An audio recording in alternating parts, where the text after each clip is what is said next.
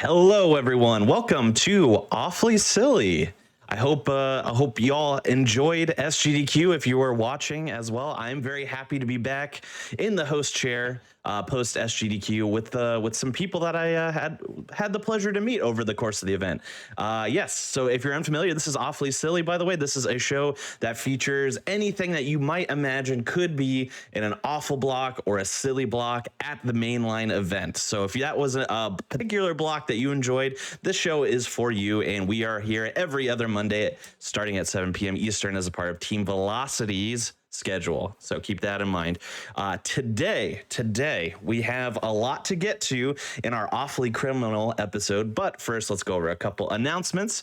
As I just alluded to, Summer Games Done Quick has wrapped up, unfortunately so, but you can check out the playlist at the Games Done Quick YouTube channel. Feel free to just search Games Done Quick or GDQ, and you should be able to find it plenty easy. You can also tweet at Games Done Quick to let us know what your favorite run was. We'd love to hear those pieces of feedback, what really shined for you. You can also check out at Games Done Quick on Instagram to get bite-sized clips from our hotfix shows and see what happens at any event that we might have going on. For example, there are a lot of really cool clips coming through from SGDQ, and I'm sure there will be a lot for Frame Fatale's next event, which is coming up. It's if you're unfamiliar, Frame Fatale's is an all-women speedrunning event, and the next event, which is Flame Fatale's, is going to be happening August 21st through the 27th. The marathon schedule will be releasing. Actually, it has released as of July 8th, so you can go on over to gamesdonequick.com/framefatales or type !FF in the Twitch chat to find out some more info about that event. Additionally, Games Done Quick Highlights is a YouTube channel that features highlights of all of our GDQ Hotfix shows. So if you're interested in checking that out, which I highly suggest you do, these are really excellently edited videos. Go in and type !highlights in the Twitch chat to learn more about our highlights. If you happen to be catching this episode on YouTube, feel free to go on over to twitch.tv/gamesdonequick if you're interested in learning and looking at our live content. That's going to start most weeknights at 7 p.m. Eastern. And if you're watching on the weekends, it's going to start most days at 1 p.m. Eastern. We also wanted to remind everybody from now until July 15th, 4 more days, GDQ's revenue from subs, Prime Gaming subs, gift subs, and bits cheered after taxes will be donated to Doctors Without Borders by Games Done Quick. That was the charity that we raised funds for during this most recent Summer Games Done Quick, and we will be doing so continuing for the next 4 days through July 15th. And if you're interested in some more hotfix content, stay tuned after this show tonight for That's Never Happened Before, which is a show that features glitches in speedrunning and breaking down how they work. Tomorrow as well, we have Random Number Generation, which is a show about randomizers and randomizer adjacent content. And that is followed immediately by Aimbot, which is a show where speedrunners show off speedruns of FPS games and other types of shooters, of which I know our first runner is a little bit experienced in. So without further ado, I think it's time we jump into our first Awfully Criminal game tonight, which is going to be True Crime in New York City, run by none other than PMC Trilogy. Take it away. Hello. Thank you for having me. I did see you over at GDQ, so I appreciate it a lot. A few notes about this run before I kick it off. If you're playing along at home, make sure you have your pad unplugged, otherwise it'll break the map screen. Make sure you set your mouse's polling rate to 8 milliseconds instead of 1 millisecond. And, turn your voice volume to 0 in the voice mix. I'll point out why that's important soon. Of course, also with me, before I kick it off here, I do have my partner in crime. Oh, no. All right. Okay. All right. Well, my partner in crime, Fretzel, will be here in a hot New York minute.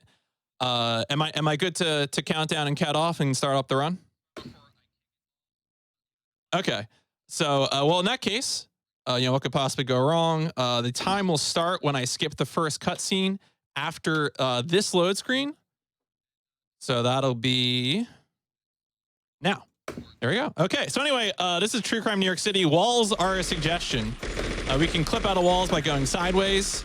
This is 5 years ago. We are getting vengeance for our father by finding Kevlar. Kevlar is here. All right, 5 years have passed. We're a cop now. Now we're gonna learn how to be a cop. Cop requires punching foam. So we're gonna do we're gonna do a control left click, a control right click, a control left click and right click, a control shift D left click, and then we use Emacs for the rest of the level. This is a physical tutorial. We're learning how to do physical moves. For example, numpad plus. You might say, wait a second, PMC, why are you using the numpad? That's because when you do gaming, you should always do it on a keyboard that has a numpad. Otherwise, that's just silly. Awfully silly, you might say. Also, the controls can't be rebound, so that's rough. This is a shooting test. What we're doing in each of these tutorial levels is we are completing enough of the tutorial so that we can pass, and then we go out of bounds. So as you can see there, I did a few tests. Now here, I'm doing the same thing with the shooting test, where I'm going to do a few of them, pass them, and then evacuate the premisi. Where you go, right outside the wall. There are two primary ways to clip. One is to go into a corner sideways shooting, and the other is to go into a corner just while auto-aiming. The auto-aiming one is effective, but you can only do it, of course, if there's no one to auto-aim at. So that is a very situational thing. Now we are in the giant crime tunnel where we learn to drive, and we have a bunch of other people to help us. Same idea here. We're gonna be ignoring most of the objectives because, as it turns out, when you turn on your siren and do handbrake turns, you get enough points to pass the driving test so that you don't actually have to shoot at the targets or do pit maneuvers or, yeah, don't worry, we'll do a pit maneuver later in the run. So we'll have that authentic New York experience of pit maneuvers in the underground crime cavern. One important thing, this is not written down anywhere, but if you do a speed run of this game, it is actually pretty much required that you nail the baby carriage right here. There you go. So please make sure to do that if you're thinking about doing a run. This is a very fun game. I will be encouraging anyone who wants to do so to do a run of this game. This is the PC version. If you've played a console version, you might say, wait a second, PMC, this looks kind of sped up. And you're right. The animations are sped up, but that's how it goes. Also, we just got clothes and learned how to use the garage. But actually, just kidding. We jumped out of bounds. So we're now off to do the street test. We're going to put on our siren, face the camera the other way. This is just like a GTA game where if you face the camera the other way, all of the traffic will spawn behind you. And so you will be free from traffic in front of you. You just have to know where you're going. And thankfully, this is New York City, so it's actually a giant grid, so it's pretty easy to know where you're going. Anybody who lives in New York knows that you can just drive straight without hitting cars. It's fine. It's fine. All right, that was perfect timing. This does not work in real life, by the way. So don't just look behind you and drive forward. Oh, really? All right. There will be cars in front of you. I just wanted to point that out before anyone got wise. This is why I ride a bicycle everywhere, because otherwise I'd get in trouble for things like that.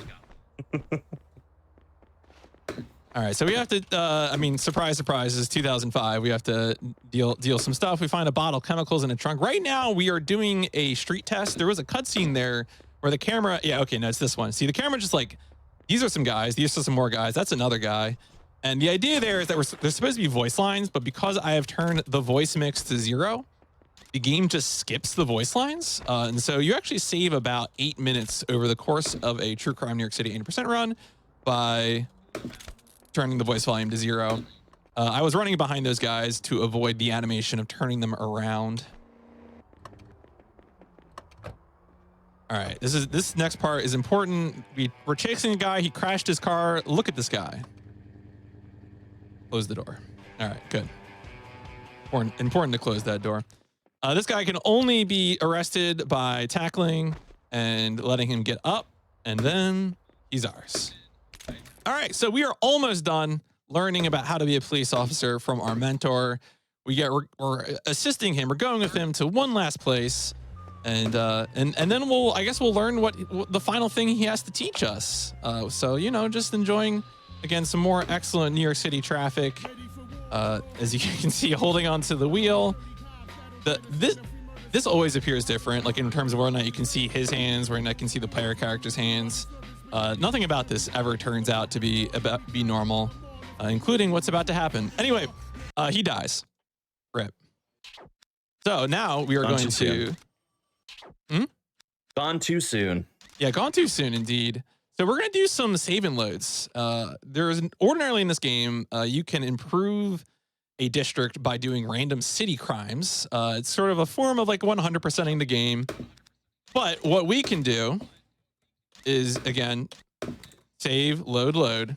And then when we go back outside, what's going to happen is that we are going to actually skip the, in order to advance the story, normally you're supposed to do a city crime. But because of the save and loads, it skips the city crime. And now we can just proceed with the main story. If you were for some reason playing with voice volume on, which I have actually never done, you would be hearing Christopher Walken's voice in this next part. This game does have some interesting voice talent. Christopher Walken, good old Lawrence Fishburne, but we're not going to hear any of them because, again, voice volume set to 0. We are going to save the game a lot because this game has been crashing a lot on me recently, and we are in the middle of a show, so that is important. Much appreciated. Much appreciated. Yeah, generally speaking, this game crashes on cutscenes for some reason. If you try to skip the cutscene too furiously, it gets really mad at you. Usually that only happened in one place, so I just avoid. But right now, you're going to see like the first few frames of every cutscene because I do not want that to happen. All right, so reminder, this game has very silly auto aim. You can just sort of wave your mouse around and people die. It's a good time. Okay, cool. So this mission's pretty straightforward. We are just doing some violence. We have chosen violence tonight. We're gonna head to the door, turn around, do some more violence, and then access the door with ease. Because I pressed the E key. Ah, okay. Yeah. I was like, was it supposed to be hard or? No. Just it's E to open the door. That's all. Gotcha. Yeah. E. E's in the chat. Yes, E's in the chat. All right, so there we go. So the main RNG of this game, and the reason why no one should actually run it seriously, is the taxi RNG, because much like, for example, GTA 4, you can get in a taxi, fast travel to your next mission. So obviously that is pretty quick, but of course that means you need a taxi to spawn. Taxis are pretty common, but when you are, competing for top times in a speedrun, they are really never there when you need them to be there. So I just shot this man in the leg, but my crosshair was blue, so that meant it was a good shot to the leg, not to be confused with a bad shot to the leg. Now we are going to ask him nicely for some information. This is another part of the game that would be much, much longer if I had voice volume turned on. However, thanks to the wonderful power of Voice Mix 0, it just appears as a constant flurry of hits until we pass the mini game, because it's a video game, so that's how it be. All right, now we're going to the safe house, which is actually very dangerous, but the walls are thin, so we can just immediately turn around, hop out of bounds. This is going to break the sequence of the level. There's going to be some doors that are supposed to close if we walk through the level normally. Those doors have not closed. The sequence has not been activated. So we're going to be able to walk through some areas that we're not supposed to be walking through just yet. Heading to the roof to chase down Ray. I'm going to pick up this AK and then not die. Yeah, there we go. Woo! Yeah, woo. Up here is Cold Beer Man. He has a rocket launcher or a grenade launcher. But we're going to hit him where it hurts, which is his giant letters that spell out cold beer. Just in case anyone's thirsty. Thankfully, the AK... What's up? I was going to say, right now it just says colder, but you keep taking out letters faster than I can say them. Now I'm sending him to the ER. Anyway, he falls forward. Yeah, I know. All right, there you go. So much for him.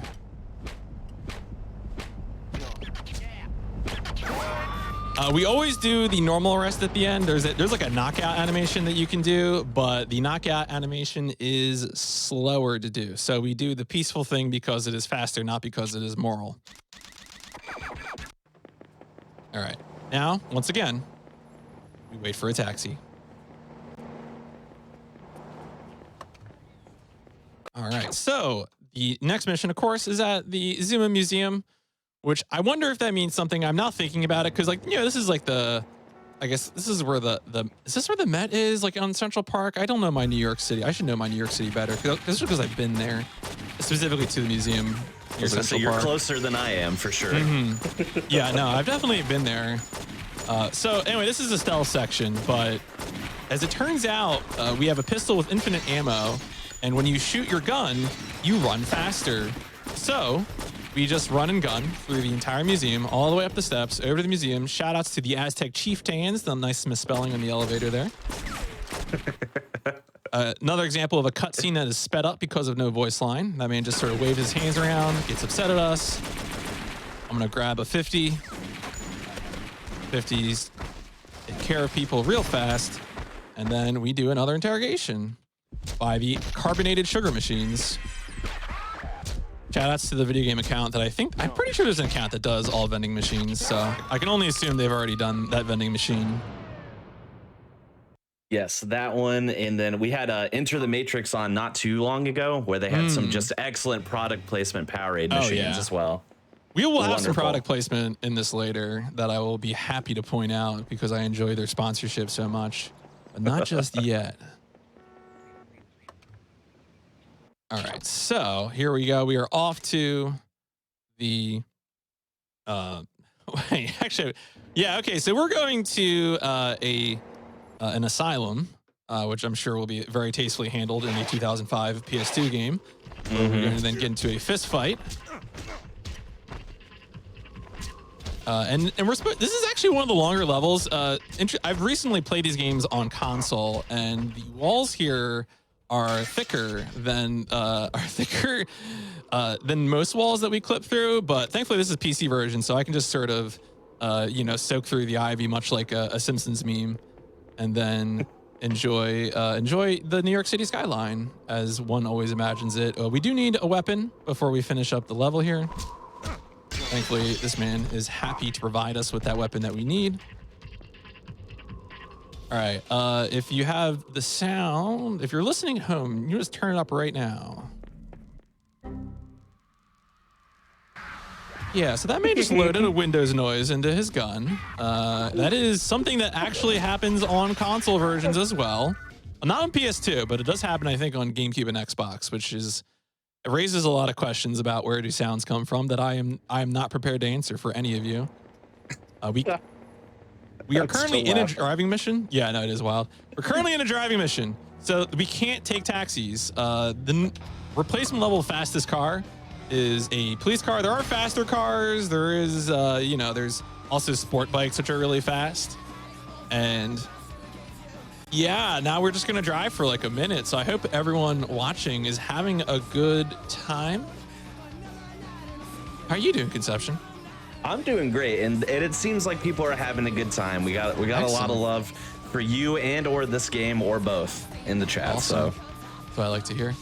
Now, you mentioned when we were pre-talking before we're getting set up, you mentioned that you were going for a leaderboard sweep in this game recently, right? True. So that, if I'm not mistaken, that includes this version and console versions of each category, right?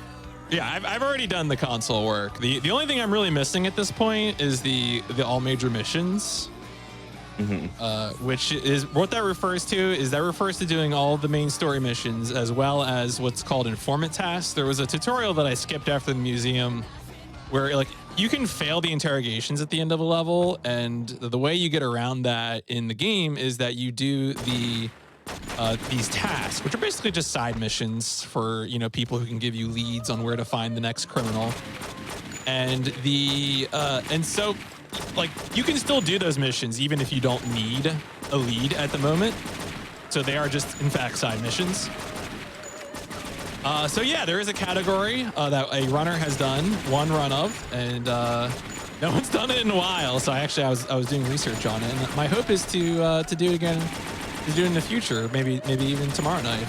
So I guess what I'm saying is, if you really want to see strange things in this game, you can probably see more of that in what I'm up to, like this right now, where I'm underneath a stage at an opera house. And I'm going to be auto-aiming through the floor and shooting people. That is what's happening. Every time you see +3 career on the screen, I have just murdered someone with my gun. And we just need to kill X number of people until we hear the music change. All right, come on. Where? Usually, yeah, there we go. Okay. So anyway, and now the most important input in the run is me selecting Palermo Mob right there. All right, cool. So the structure of the game is that there's an intro act, there are 4 crime families, and there's a conclusion. You always start with the same first crime family, but the order of the remaining 3 crime families can be chosen, can be selected. We used to do a different order. More recently, we changed it to Palermo Shadow Tong President's Club. And mostly the reason for that, what that changes is the weapons you get, the weapons the enemies have, and how much health the enemies have. Anyway, I'm walking over here in this restaurant. Oh, we all fell down. Okay. Well, we have made a mess. Oh, that guy had trouble with it. All right. Well, this is going well. This is if you ever enter a kitchen at a pizzeria, don't do what I'm about to do, which is just, okay. Oh, that man is, all right. There we go. So generally speaking, the highest DPS attacks you can do are grab heavy punch combos with weapons. So that's what I was just doing there. I picked up the pizza shovel, which is definitely not called anything else, and then took care of some boys using a grab combo. You can also throw them in those freezers over there, but that depends on being able to grab them over the freezer, and it's usually much more reliable to just try and grab them straight away on the other side of the kitchen. Anyway, that's the restaurante.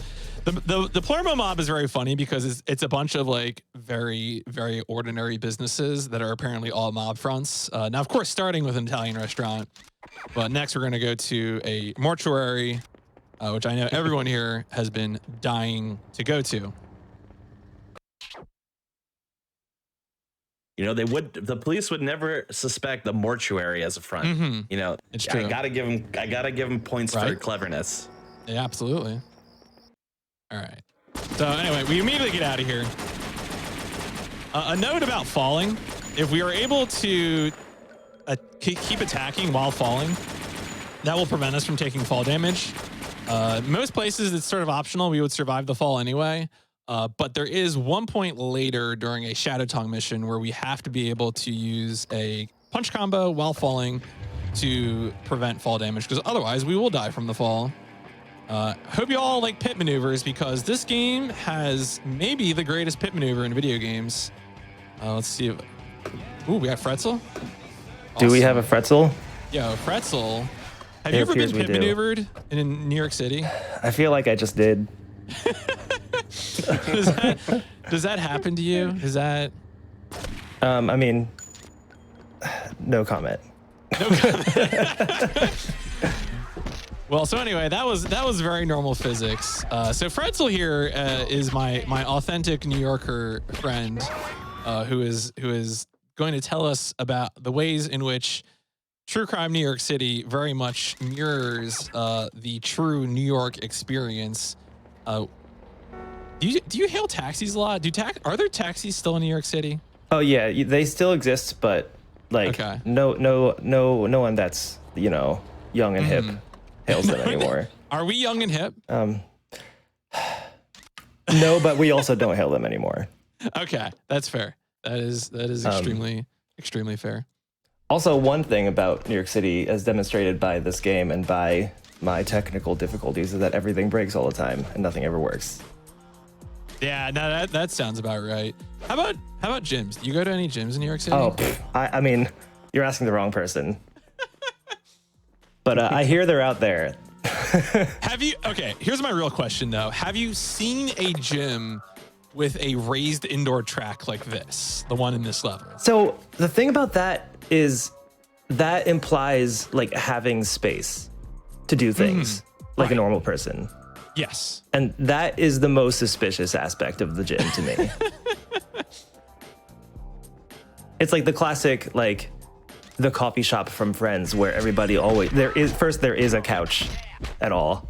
And then second, like the same group of friends can always just go into the coffee shop and always have space to sit at the couch every time they go. That's the most unrealistic part of Friends. Yeah, that's the weird part. Does Friends take place in New York City? I think so, yeah. Okay. I didn't see. I didn't even know that because I know people ask Seinfeld versus Friends all the time. I didn't realize they were both in New York City. Seinfeld is in New York How City, could you right? ask that? Am did I just commit a true crime in New York City on air by asking that question? No, you didn't ask it. You just alluded to the fact that other people. Okay. All right. Very, very New York centric, but I guess I should expect that, you know. Anyway, we're in an accounting office now, which is also a front for the mob. Okay, here's another one for you, Fretzel. Do you feel like any businesses that you see or interact with on a regular basis are mob fronts? Oh, I mean, I think that if they were fronts, I mean, I assume they would be an alternative, right? Like that's the whole thing. Say that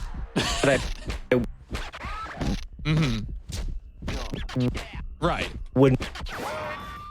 One of them is going to be named Sal's, and it's going to be a mafia thing.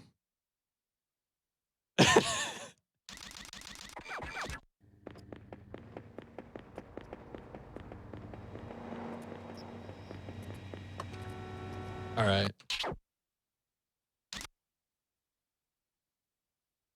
All right. So anyway,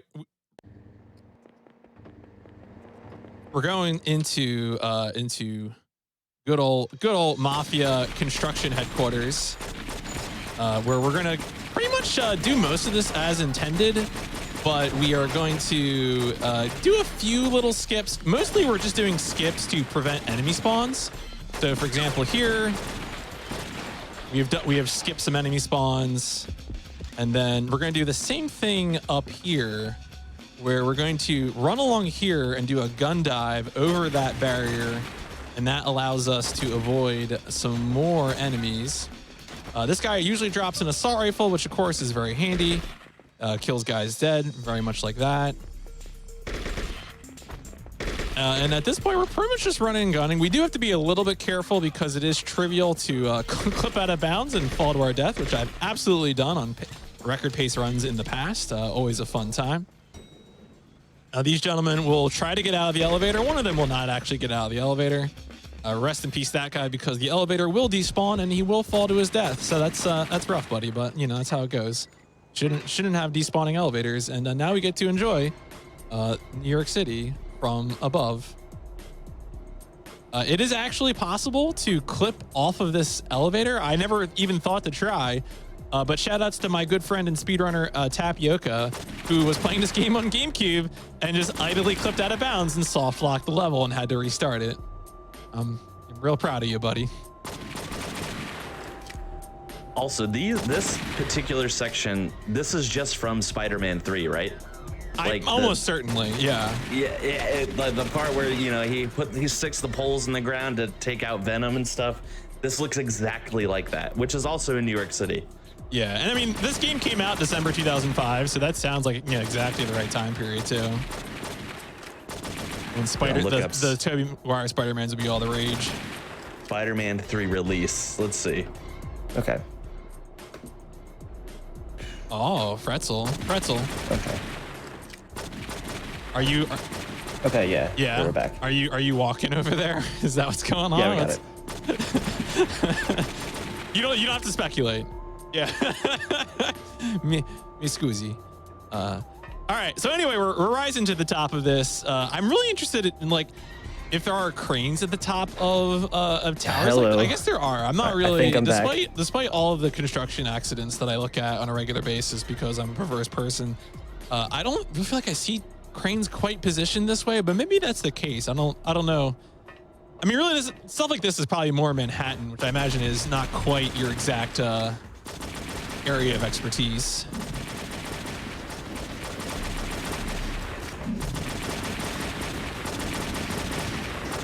Okay, that's fair. No one wants to go. Jobs do happen. Yeah, I was gonna say no one wants to go to. No, never mind. I'm not gonna feed into these squabbles, these petty interborough squabbles. I'm too busy true criming against all of New York City to be involved in. You don't pick and choose. You will true crime against all of the boroughs. Yeah, look, I'm from Jersey, all right? So it's always been warfare forever and ever. The Statue of Liberty belongs in Jersey. That's the default position, I think, right? That's the one to throw out. So anyway, no, please. I was gonna segue to the next mission, but we got time. Yeah, I just generally consider like culturally any like, you know, dunking on New York City you could do is taking it down a peg that it's down. So I'm here for it. No, that's extremely fair. All right, so anyway, we're at a club which used to be a church, which I feel like is actually a pretty real life thing. I don't know. Have you gone to any venues that were churches? You know, I have. And it felt like Is there it. a coffin at the center of them? I think I could throw a confirmed on this one. Okay, confirmed. Real. Okay. Oh, wait, what? I don't know what happened at the end confirmed. there.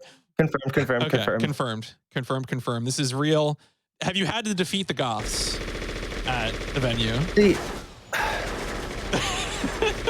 I would use violence in this against Goths. First of all, Goths. that I just I feel that it seems futile to attempt to defeat Goths, and the fact that this portrays a scenario where that's possible is one thing I take issue with. That's not as a true New Yorker. That's just as someone who lives on the planet Earth. Right. No, it's concerning. Yeah. I got you. So this is one of the Second, two. I stand with the Goths. Okay. No, that's fair. Honestly, you should probably be against the player character of this game, as far as I can tell. It's probably for the best. I think I think out of all the depicted cultures I stand most with the Goths.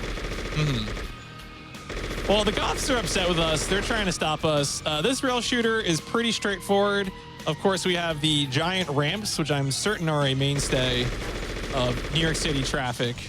I always love to do 6 stunts off of them. On your bicycle, or? Yes, absolutely. Yeah, of course. 100%. Yeah. I mean, what would you let the cars have sick ramps? No, thank you, sir. Obviously for bicycles.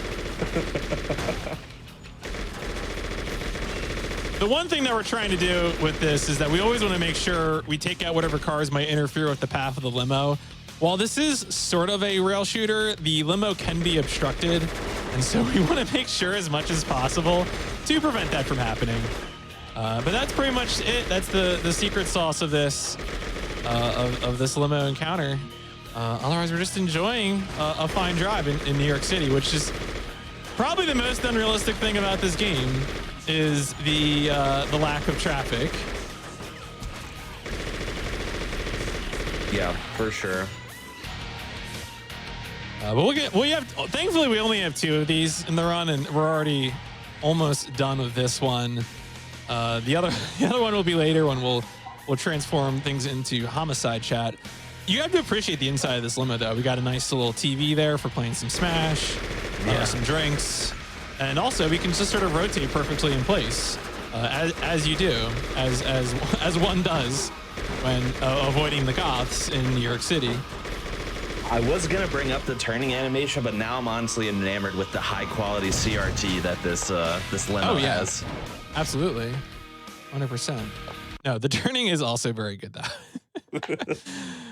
All right, so that was our introduction to the Shadow Tong crime family, and now we get to do some of the more interesting skips. Some of these things that I've alluded to. I mentioned earlier in the run that there was a thing called tasks or informants, where if you fail to do an interrogation correctly, you can opt to visit an informant instead to get a lead that will carry you to the next mission.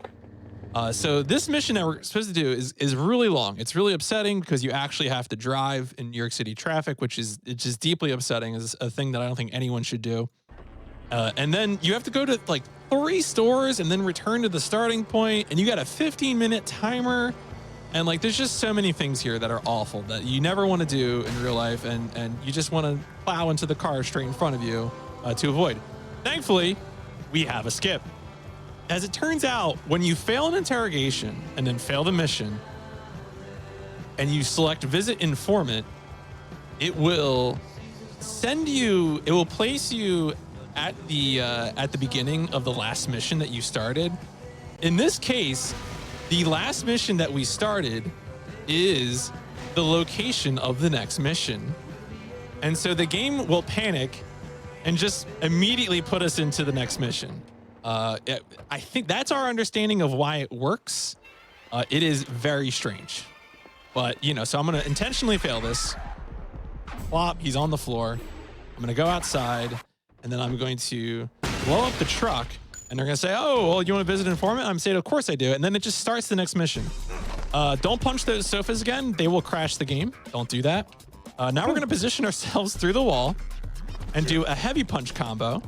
And that will prevent me from taking falling damage while I'm falling down to the ground. And then we will get on to the next part of the mission, which is very, very nice. So there are some missions in the game where we do not have a pistol. We don't have our pistol for whatever reason. So we need to pick up weapons from other enemies.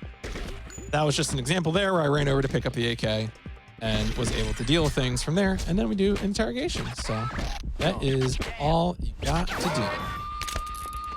Pretzel, I know have you here as an authentic New Yorker, but have you ever tried to avoid taking fall damage by punching in the air? I'm pretty good at... So I'm somebody who is extremely clumsy, but is good at avoiding HP damage from it. Okay. So I wouldn't put it past myself. No, that's fair. That's fair. I know you have, I recall in the instant you've had a passing interest in things like parkour. And so I feel like if anyone's going to be able to avoid fall damage by punching, it would probably be someone who does parkour. They teach you double jumps. That's a basic. They got double it jumps, all real covered. life double jumps. Yeah, 100%. Wall glides. Wall glides. Yep. All right, so here, if you're learning the speed run, this is everyone's least favorite mission. It is human cargo. So we're gonna do some fun stuff here. We're gonna jump around that door. There's a few tricks here. I should note that if you're playing on Xbox, this is the level that is infamously unable to be completed, which is not quite true. It is just very weird and difficult. I have completed the Xbox version, so if anyone tells you it can't be done, that is not a true statement. However, I would say I had to discover some things about the game and myself in order to complete the game. All right, so we have to climb this ladder at a very particular timing in order to be able to climb up the ladder. What's supposed to happen there, what is supposed to be happening, is that he is pulling up the ladder behind him and that we are unable to follow him. That's what's supposed to be happening. Now, you might wonder, wait a second, P2, that's the guy you're chasing. Why not just go interrogate him now? I don't know. The mission script doesn't permit it. So we have to go and catch up with the mission script, which does allow us to pick it up here. We do have to press this switch in order to enjoy scripting. We just show these gentlemen off. Oh boy. All right, come on. Just show these gentlemen off. Have a wonderful day. He's fine. Don't worry about it. All right, so again, if you're on the Xbox version, this is the one that gets you. This is the wrestling mini game. While I'm doing this, I'm going to describe for you how you beat the game on Xbox. So you're going to see there are two inputs here. On PC, it's numpad 7, numpad 9. If you're playing on Xbox, it's going to be A or B. And so you're mashing those inputs to do the push because you're trying to push into the end of the crate. You can see there's just switch from 7 to 9. Once you get him to the edge of the crate, it's going to ask you to input a throw. The throw is the input that's bugged. So there on PC, it works right away. If you're playing on Xbox, the window to actually input it is like impossibly small to the point where it's basically frame perfect and you have no guide to do it. And so what you actually need to do is continue mashing the push buttons while you're trying to mash the throw input. And that will let you beat the game on Xbox, or at least beat this mission on Xbox. But of course, again, that's the thing that's bugged. So there you go.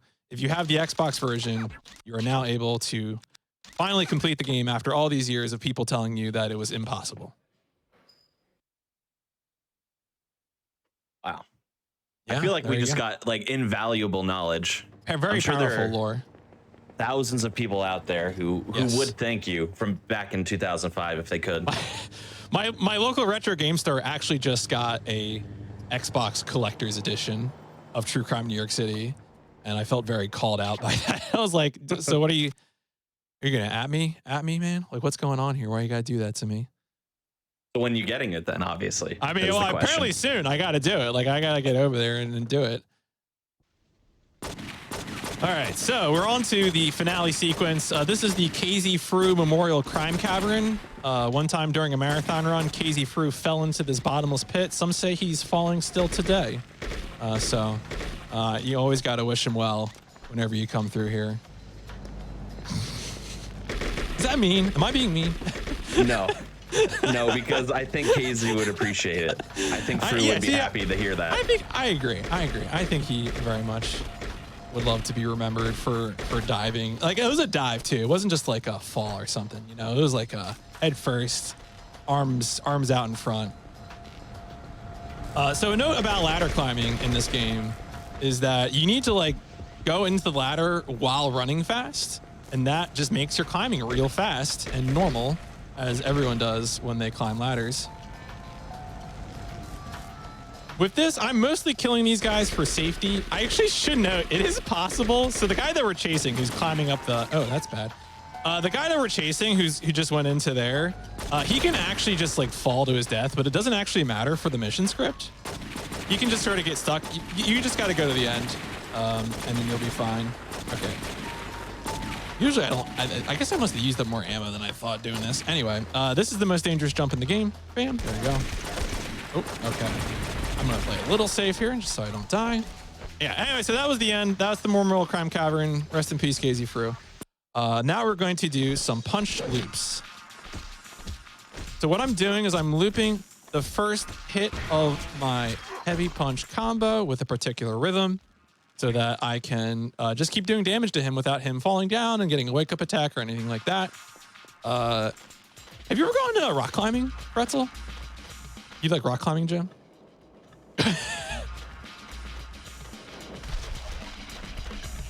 Not okay.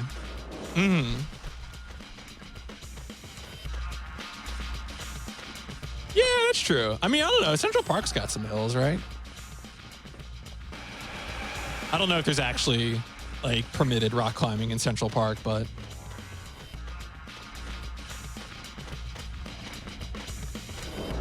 you're right. I mean, that's the real thing that you got to find. You got to find one with obstacles where they're dropping boxes on you as you're trying to ascend the rock course.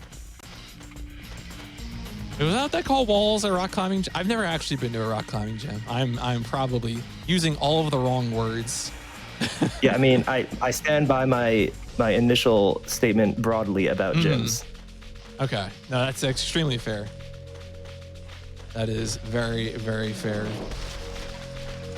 So anyway, there is a risk here that at the top of this wall, there could be a giant mass of vibrating boxes. I'm pretty sure we don't have that. Typically, you know you have that if the box dropping rate is faster. We do not have it. We are safe from it. I will mention that I am 100% on infinite boxes on GameCube. So again, shout outs to the Nintendo GameCube, a real console. The there are some developers, some GameCube developers who once said that no one should play True Crime New York City on GameCube, and they're probably right. But you know, do what you got to. All right, so back to punch loops. We're gonna get things back on track because we were going off the rails, but now we are on the rails, the electrified rails, Very the subway rails. Have you ever had a fist fight on the subway rails? Man, if only. That seems like a bad idea, to be honest. Of course, he doesn't do a wake-up attack the one time I expect him to. Normally, he does a wake-up attack, which is why I'm holding off there, but alas, he, of course, has not been doing it recently. I swear that this game changes based on the seasons, which is really haunted because it shouldn't know what time it is, but that is True Crime New York City. That means also we are now on to the final crime family, the President's Club, which is comprised mostly of people who've named themselves after not presidents. So we'll get to that in a second. I do want to shout out, of course, if you're looking at the map screen, you have no doubt noticed that this wonderful video game is sponsored by Motorola. Thank you, Motorola, for being in this video game. I'm sure You gotta they think hand of it it to fondly. Motorola. Absolutely have to hand it to them.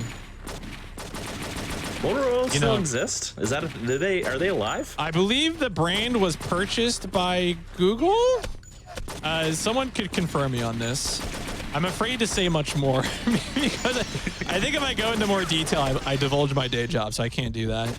Gotcha. But I think I do have a Moto G phone, which I can say safely. But I'm a weird crotchety like desktop gamer. You know, like as far as I'm concerned, the desktop is the pinnacle of technology.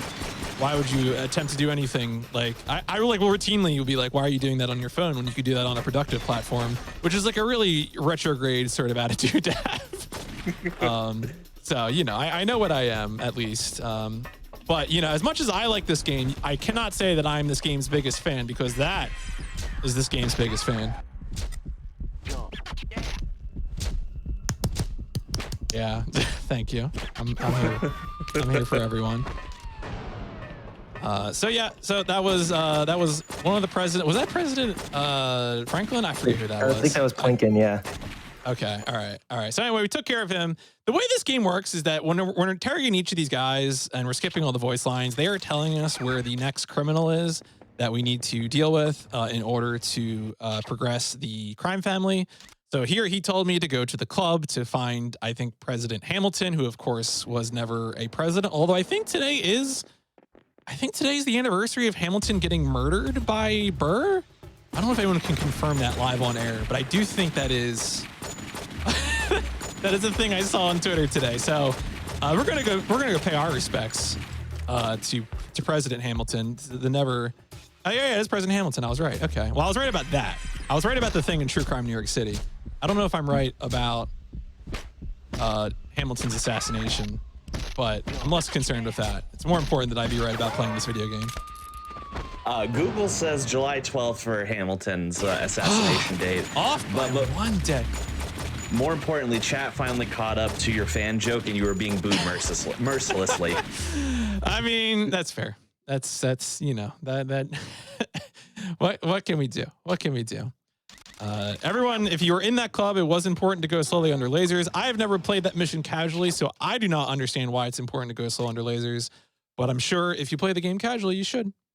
This is really all I have to say about that. It is time for the other auto-scroller. Watch out. I got bad news, chat, because you are no longer in Twitch chat. You are in a different kind of chat, which is the dangerous zone known as homicide chat, which is where we are for the duration of this auto-scroller. This is homicide chat. Same rules apply as the other auto-scroller. And yeah, the one thing I'll note is I'll be doing more free aiming in this auto-scroller because the sport bikes, they do not auto-aim well, like when you're shooting at them. And then the final boss of this auto-scroller, also, you have to free aim because you cannot destroy their car. You have to free aim the boss. But other than that, it's just another nice, pleasant stroll through the relatively traffic-free streets of New York City, of Manhattan, specifically Manhattan, of course. Does this auto-scroller also have the look backwards and for yourself from all traffic behavior? Oh, you know, I haven't really thought. That's probably a good idea. Honestly, like I want to say I still encounter traffic, even if I'm not looking into it. But that could be some like minor optimizations just to avoid cars in front. Like maybe you should always just look backwards, because as I mentioned before, there is a risk that even though they shouldn't be, that you will get you will get obstructed. So yeah, maybe I should be thinking about it. That's actually powerful speed tech potentially. You heard it here first. Yeah, I know, right? The real New York City, the New York City power. So I mean, you know, you're just you're going along. There's now trash trucks involved, so we got to take care of them. Generally, you know, we're going to be focusing on the ones that were most likely to interfere with our traveling route. I love the way that they roll over and the guys stand on top. Here we go. We got another set of trash trucks. During this part of the auto scroller, I also like to shout out my one friend and moderator who thought that 187 was an area code. They mentioned 187 in this song, and folks, 187 is not an area code. So, you know, just bear that in mind. Someone's telling you about a 187, do not get out your phone. Maybe just move on.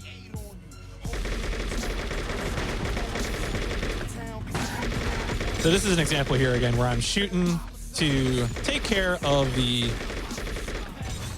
guys on the bikes. I think they're Molotoving me or something. I'm not really sure here, but they're living life. Pretzel, have you ever been on a motorcycle in New York City, or a motorcycle generally? Oh, definitely not in New York City. Maybe generally. One side of my family is like a little bit about that life. About that life, I might have had a childhood experience or two. Okay. Now, what is your primary method of getting around New York City? Is it mostly PMC? subway, That would be bicycle? cycling. Cycling? Oh, awesome. That's what I like to hear. Sometimes do you feel city biking. Sometimes city bike. Okay. So do you have like the membership or whatever, or do you just like do occasional ride? Okay. It's just sometimes when I know I'm biking somewhere, but like biking back would be less convenient for whatever reason. Sure. You know. Yeah, one-way trip. You don't have to worry about the bicycle. Yeah, gotcha. I was really hoping that the Minneapolis bike share program would have extended far enough south to the GDQ venue. Sadly, it did not. It was regrettable. I would have very much liked that, but alas. Minneapolis had some nice bike infrastructure. Not at the venue, though. No, I can confirm that as well. No. We've now left Homicide Chat in it. Left Homicide Chat and entered Cyclist Chat. It's inevitable. True, we have entered Cyclist Chat. Both two types of chats that are both inevitable on a PMC. Yeah, no, TC, I do love cycling. I'm a run. big fan of the cycling. I've biked from New York City to Philadelphia. It's a good time. I recommend it. So we are in another sequence where we have to drive. So I am making small talk for the drive. If only we could cycle, it would be more enjoyable and pleasant. But you know, this is how we have to live our lives. If you do get a sport bike here, a sport motorcycle, that is, of course, the fastest vehicle. Although there is a slight deviation at the end here, where you will. We're going to be able to plow through a fence, which will make our path more direct. Of course, sport bikes, motorcycle, I would not recommend driving head-on into a chain link fence. I think that will end poorly. So we'll have to actually, you know, if we were on a bike, we'd have to go around. But of course, the real answer is that they should have, you know, cycling-friendly infrastructure, which I think is the, you know, the real thing that you want to do. Anyway, we're in a print factory. Those guys just got printed. Rest in peace. They're on a roll, and then the roll was on them. We're going to attempt to do a mega jump here. Ooh, GDQ Live mega jump. What? Let's go. Oh, wow. Hey. All right. No, that's New York. That's New York right there. Yo, I'm mega jumping over here. All right, that was a live. There's like a 5% chance of that happening. That is not a consistent strat. Let me make sure I destroy. Oh no, I actually have to activate that cutscene. All right. So this is. Oh no, did I? Okay. So basically, what happened here was I got an extremely lucky thing, and then I didn't activate the cutscene. So what we're gonna do is ignore that. We're going to do a backup strat because the game is not behaving correctly right now. The game should have permitted me to go up there and taken care of all this, but it didn't work out quite the way I wanted. So we're going to do that. And then, oh, okay. These guys spawned. That's weird. So normally what happens there, if you get the mega jump, you're able to actually finish the level. And the guy who's getting shot at in the corner, that guy, he should actually be over here. So I really don't know what's going on there. Very strange. We're going to just clip back in bounds and hope that the level script picks back up. Okay, the level script picked back up. Normally, I should mention, you might say, well, PMC, didn't you just need to cause the cutscene to happen? And actually, if you get the mega jump that precise, you are usually able to just proceed without having to fight these guys. So I'm not quite sure what happened there. That's like a 5% of a 5%. to get the mega jump precise enough that you are outside of that cutscene zone. So that's pretty weird. Anyway, this guy's gonna try and get into this van, and that's not gonna work well for him. Or the mission will be soft locked. Wait a second. All right, let's just go ahead and see what's going on over here. Okay, so this man is supposed to be getting into this van and then realizing that the van is exploded. Can I arrest you? Can I arrest you? No, I can't arrest you. All right, folks, we have soft locked the mission, but good news, there is a nice little menu that allows us to restart the missions right away. We have. What's up? Did you speedrun too good? I speedran too good. I speedran in such a way that it permanently borked the script. Let's just make a jump again, maybe. Maybe we just make a jump again. Maybe? All right. All right. I'm about to be struck by lightning, actually. Okay, so let's hope this works. I've never done it twice in a row. So this is really haunted right now. I'm actually concerned. I hope the studio didn't lose internet or something, because that's happened during my runs before. Okay, we're fine. Okay, so the sequence is continuing. Now I can just blow the truck up as normal. And then I should be able to arrest him now. Okay, well, seeing some never before seen content here. All right, so the mission is now working. He's supposed to run over here. We're going to interrogate him, and we're going to punch him out. Anyway, that was a series of events that we all just witnessed. I'm glad I got to share that with you. I've never done that before in a live marathon or showcase setting. So y'all got to see True Crime New York City mega jumping twice, which has not been done in a live format before, outside of me on my stream. So that's pretty cool. I can't believe you got it twice. That's so weird. I don't even. Usually it happens right away. So that second time when it was wiggling around, I just expected, because normally what happens is that you clip through the wall and you just get dumped on the other side of it into that middle depot area. And then you do the bit I did where I jumped on the barrel and then, went inside, blah, blah, blah. But for it to happen twice and to happen so precisely is very unusual. I really, I'm going to be engaging in some superstitious activities once I wrap up stream here. Finding black cats, mirrors, ladders, other objects. We're going to use the power of anime to defeat this guy. Oh, that's bad. That's bad. Okay, so I'm supposed to be able to throw it. There we go. Okay. The controls were bugged for a second, but thankfully we remembered how anime works. So we were able to throw the katana at that gentleman. We're going to use our weapons. This is an example of another level where I do not have my pistol, my infinite ammo pistol. So it's not important. It's important to pick up weapons, not just for the reason that the weapons are more deadly than our default pistol, but we also need to do it because otherwise we won't have a gun. And the last thing that we want to do is bring shorts to a pants fight. That is a very, very bad idea, and I do not recommend it.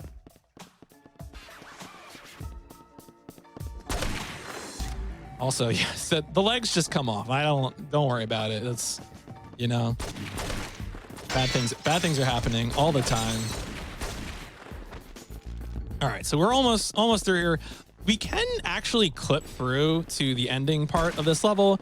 Unfortunately, the ending trigger doesn't activate unless we raise this gate. So you can clip through that gate, but it doesn't really do anything for you because the exit is not active. Have you been to any recording studios in New York City, Fretzel? I have, and surprised they are extremely smaller than this. All right. What about a rooftop garden where you fight someone with a katana? Rooftop garden, yes. Fight with a katana. Can on it? Okay. All right. What about, did the rooftop garden have bamboo?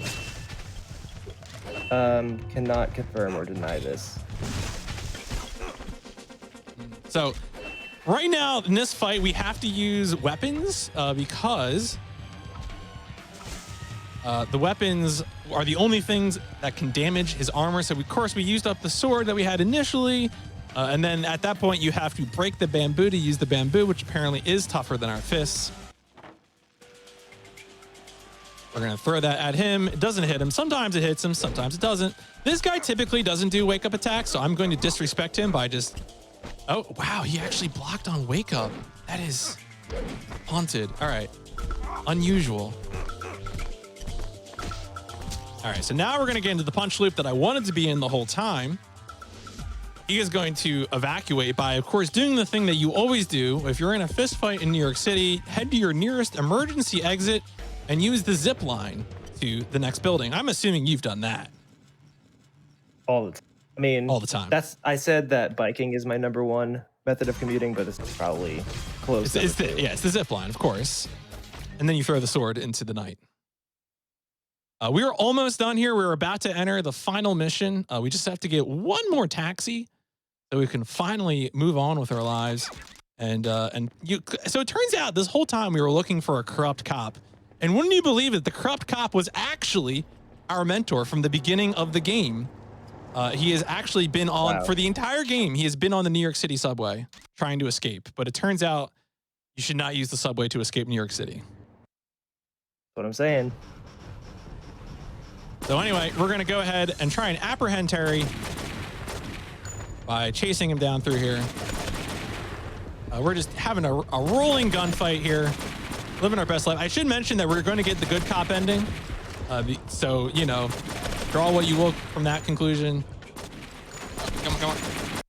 All right, so time will end when the cutscene starts. So there'll be a dive at the end of this. The black bars will fade in, and as that fades out, that will be time. Thank you very much, Conception, for having me. Thank you, Fretzel, for joining me for Common. That's time. And that's True Crime New York City. Of course, the ending cutscene is completely silent because in the mix, it is all voice volume 0 for the ending. But yeah, this is True Crime New York City. This is a game that I love to speedrun. And I have speedrun quite a bit, quite a few events. We'll probably keep on doing so. So if you want to see me do it, as I said, I'll be working on all major missions. So if you want to check that out, happy to do that. But otherwise, you should stick around and watch the next run in this show.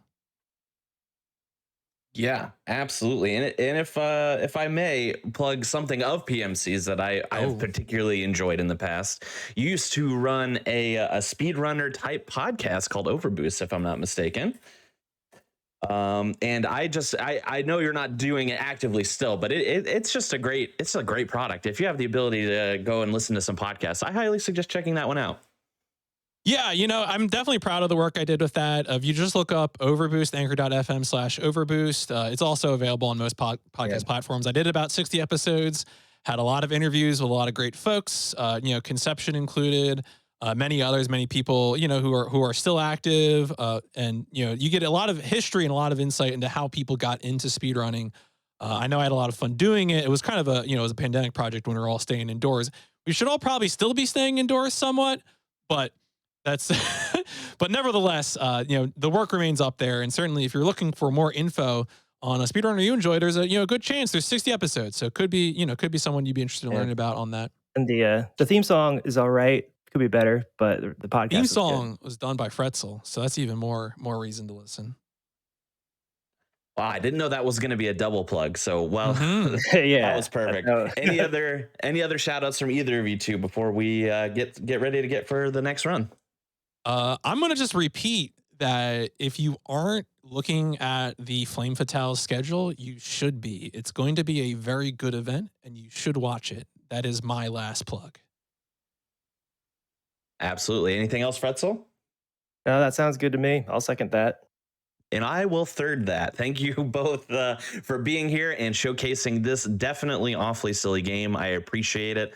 If for you all out there, feel free to stick around, try to stay inbounds if you can, but we will be back in just a few short moments after a little wellness break. So we'll see you on the other side.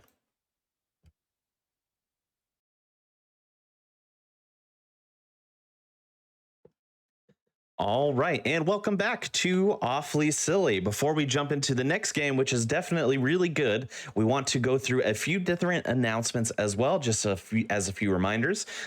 Mainly, from now until July 15th, GDQ's revenue from subs, Prime Gaming subs, gift subs, and bits cheered after taxes will be donated to Doctors Without Borders by Games Done Quick. That is the charity that we were supporting during this most recent Summer Games Done Quick. So if you are interested in getting some money towards charity, feel free to follow one of those: subs, prime subs, gift subs, bits cheered, whatever floats your boat.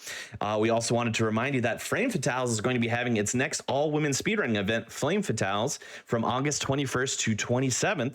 The marathon schedule has been released, and if you would like to check that out, go ahead and type !FF in Twitch chat or go to gamesandquick.com/framefatales for some more information. But for now, I think we have to continue getting criminal with it here on Awfully Silly. And we're going to be doing that with 2018's, I believe, Game of the Year in The Quiet Man. That's going to be run by Oscar424. So, Oscar, go ahead. It's all yours. I mean, if you call the Game of the Year is Metacritic's worst game of 2018, sure. I hope everyone's gotten through wellness breaks. Stay hydrated. We're going to need it. Anyway, hi, I'm Oscar424, and this is The Quiet Man. I'd love to show you the title of the game, but this is what we get to work with here. Before we jump in, I do want to do a little bit of a heads up. Conception, how much do you know of this game? Only a little. I have seen some of the run, obviously, to prep for this show and for some other marathon prep that you and I have both done prior. So I've seen more than the average person. Perfect. My wonderful commentator and partner in this unholy masterpiece, CS Radical. How much were you allowed to know about this game? First off, hi everybody. Secondly, I know it's a game, and I know it was released in 2018. I didn't know about this Game of the Year thing. I thought it was a game in the year of 2018. Yeah, this was intentional. So I like to play this game as a riff tracks type thing because this is an experience. We'll talk about the menus in a little bit, but we're going to play Chapter 1 the way the game was intended. I'm not sorry. But anyway, we can start a countdown if we're all set to go, unless... Last chance to bail? Perfect. All right. And Conception, feel free to join in commentary as well. Chat, I see you all super cute. Let's get this show on the road. 5, 4, 3, 2, 1. I'm sorry. Let's go. Let me out. Right? It's too late. You can't get out while the ride's in motion. No, well, motion is a bit of an understatement because the thing about The Quiet Man, we got skippable cutscenes! Yeah. Yes. So this was a life choice. Not necessarily the best of life choices, but we're all here. We're all going to be sitting along for this one here. But yeah, Quiet Man is a game in 2018, and you know the nice thing is we haven't left New York. So thank you for PMC Trilogy to introduce us to the wonderful city underbelly that is New York City. And although this game came out 13 years later, the controls handle arguably worse. It's just one of those things. We'll talk about that a little bit as we go. We'll have plenty of time to chat, my friends. But this is Dane. This is our stereotypical Kingdom Hearts wannabe character with perfect hair that never moves throughout the entire game. He is, in fact, Quiet Man that speaks on occasion because he doesn't follow the script.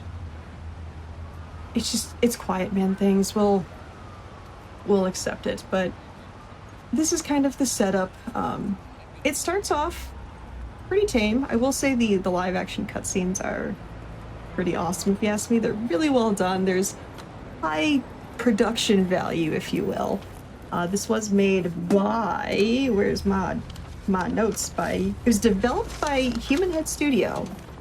It was published, the reason I said Kingdom Hearts earlier, it was published by Square Enix. This is a Squeenix game, y'all. And it actually somehow managed to be more confusing than Kingdom Hearts. Yeah, kind of did. Yeah, I see the comment chat, mostly Quiet Man. Yeah, this is mostly Quiet Man. But So this is kind of the general setup as we go from scene to scene. You'll get these really nice live action cutscenes, and then it tries to transition gently into gameplay. It tries. I give it credit. So we have Dane looking at a piece of paper that actually ends up being a napkin where most really good things are written, like a map. Don't ask what that map is. Yeah, this, we'll get rid of cutscene, or we'll get rid of those subtitles. This is chapter 2. But, there's an interesting thing about the first playthrough of this game. It's meant to be played a certain way. And you'll notice something in the very near future that, I hope you get used to what you're hearing, because that's gonna change. Is Dane part of Kingdom Hearts 4? Yes. He probably is. I mean, at this point, who isn't a part of Kingdom Hearts 4? I mean, Conception is totally a boss in Kingdom Hearts. Like, I definitely spoilers. could be. Spoilers. I didn't want to break NDA on stream, but you kind of forced my hand. Right? I mean, I'm still trying my best to get shooting as the gummy shop seller, you know? Yes. Also, side note, Dane doing this, he's a quiet man because he can't hear. Our main character's actually deaf. And you'll notice right now.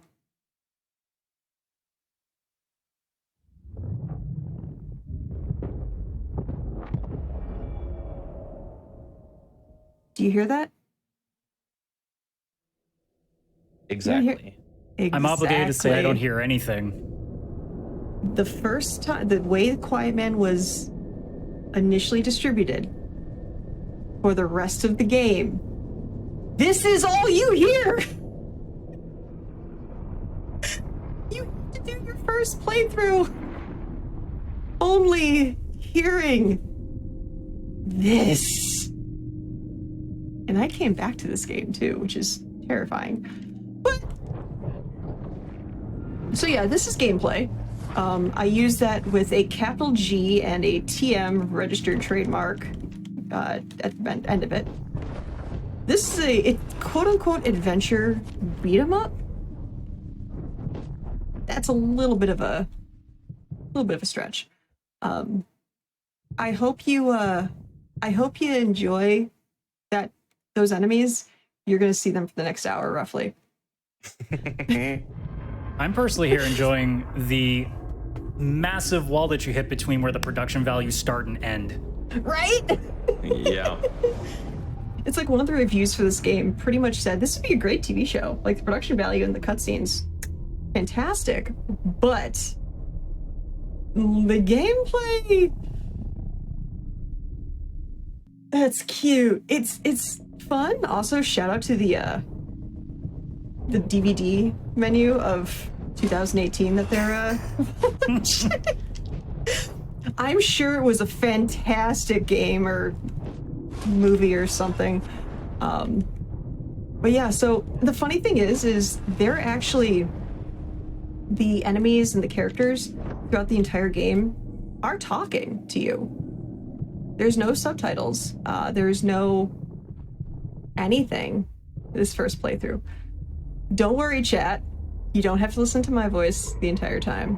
Or Radicals or Conceptions, though their voices are probably much more pleasant on the ears. Oh, stop it. No way. Well, that's specifically why we're not talking as much. Yeah, exactly. But yeah, we will get the audio back in a bit. That's a character you'll see later on. You don't know that. You don't know what's going on. There's no context other than here. Also, shout out to Supervoid. That's probably a great video game.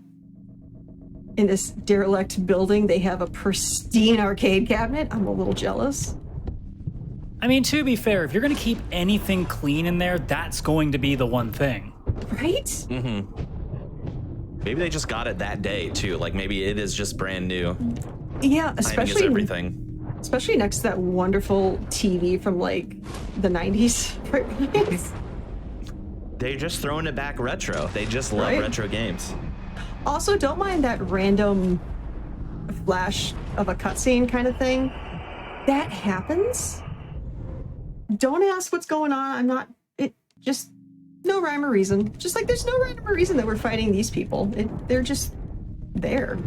It's like a dungeon beat 'em up thing that, again, no context. I'm pretty sure these are the same people that we fought in the last room. I mean, it's literally the same 3 sprites for a good portion of this game, but it's okay. We'll get new people later, I promise you. This is a skippable cutscene, but before we do that, we need to grab the suitcase. Shabam! So robotic in the movement. Right. Dane comes from the Hayden Christensen School of Acting. Shout out to my good friend Harum that coined that for me. But we will switch to audio right now. I did want to take this time to, actually we are in chapter 2, show you this menu. This is the extent of any explanations. This is how you fight. This is how you fight. Classic. All of that makes sense, I'm assuming. But if it does, please let me know because I don't get it. Anyway, we are going to turn on audio. We have the subtitles off, and now we are going to chapter 2. I feel like we're going to have a running theme. We're going to have a running theme throughout this. Don't ask and no context. I think that's going to be a running theme in this game. Mm-hmm. Yeah, kind of.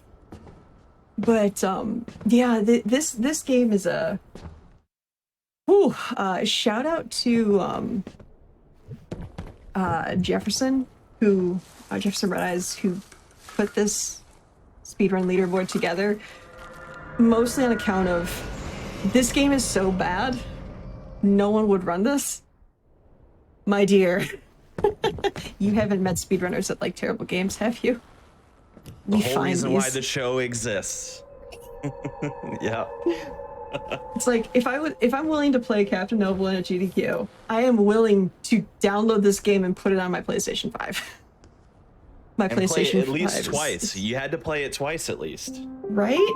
Right? Actually, during this, let me tell you the masterpiece that is the leaderboard descriptions that pretty much convinced me to play this. We'll start with, let's see here. We'll just start, I'm on Quiet Man normal percent. Let's not submit a run. Let's just view the rules. Quiet Man with or without audio on normal with exploits. If someone can figure out how to skip most of this game, they'll be my hero. That caught my attention. View the rules. There's no difference between difficulty in New Game Plus with or without audio, accepting that you have to have suffered through the game at least once for the audio to become enabled. Yeah. And then, here's a third playthrough, Remumbled. Remumbled is the game with audio which is only enabled on New Game Plus on normal, which shows you suffer through this game a minimum of 2 times. You sweet summer child. Those descriptions right there are the reason I play this game. And those descriptions are the reason why you are playing this game and I'm behind here. Right? So, I guess since we're doing quote-unquote gameplay, I guess I should teach you a little bit about what I'm doing, which is a fancy way of saying I'm mashing buttons right now. There we go. So, also this guy's back. He's fine. Basically, I'm mashing square. That is my punch button. He's dead, so I can't show the I win button. But eventually, in the upper right of the screen, it might flash blue. At that point, the I win button becomes active. That means it's essentially it's the focus button. So it turns all of your attacks into finishers. So you'll see like everything kind of shift in color palette, and then all of a sudden Dane just goes like Hulk smash on the opponent. That's pretty much the point. That's it. There's 2 different finishers. I don't bother with the other ones. There is a grab button. It's cute that it exists. We don't use it. It's useless. There's a dash you might see on occasion. There, you'll see me kind of running to kind of adjust my positioning, but for the most part, I'm mashing square. As soon as I see the screen turn blue on the corner, I hit L2, I focus, and then I just boink and finish them. Also, unskippable cutscenes are a good portion of this game. So, but in the meantime, it gave the enemies more than enough time to stop by, so we can listen to the same music again and fight the same enemies again. So yeah, you'll see me mash square, screen flash blue. I immediately go into the I win button. I get hit in the back because this game is hilariously rude. Yeah, That was a punch. right? You'll notice. Shout out to that vending machine. That was. Ooh. Yeah, I thought that was an enemy. It focused in so Right? quickly. Come on, I buddy. thought that was a hidden advertisement. It kind of is, in a way. It's an advertisement of something you can be doing other than playing the quiet man. Yeah, like eating or drinking or doing anything Right? else.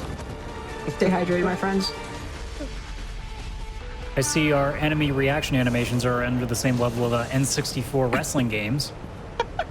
And see, that's why I brought you on for your wrestling commentary. I will be having you explain a no-sell. It'll make sense later on if you survive that long. I will be prepared to teach many a wrestling lingo over the course of this run if you need me to. Could you say it's going to be my gimmick? Also, this guy. This is a character. I can't remember his name. It doesn't matter. That felt like it was supposed to be a big moment. Right? Like we were supposed to care about that. It felt like this would have been the moment that if they had a bigger budget, Bruce Willis would have come out of that. Yeah, I pretty much when I did a riff tracks to this on my Twitch channel, I pretty much called him Discount Bruce Willis, or like Legally Distinct Bruce Willis, because that's about it. He has a name. It doesn't matter. He'll say his name later on, but the one thing is when you play this the first time, you can't hear anything. You either make up names for people, or you just We're good? accept that they exist and throw them out of your brain. Nope. Also, heading again, this way shout over out to right Super now. Cute Chat. And then he's in the air. Let's see. Does anyone know why And we you are know hitting these guys? You make it sound like it's a No. goddamn show. We don't. It is. But they keep The coming greatest back. You performance of know, my career. it's gameplay, it's And I content. was kidnapped. Last chance That's what we're here to for. change your mind. We're here. This is the awful portion of Awfully I'll see you Silly. tonight.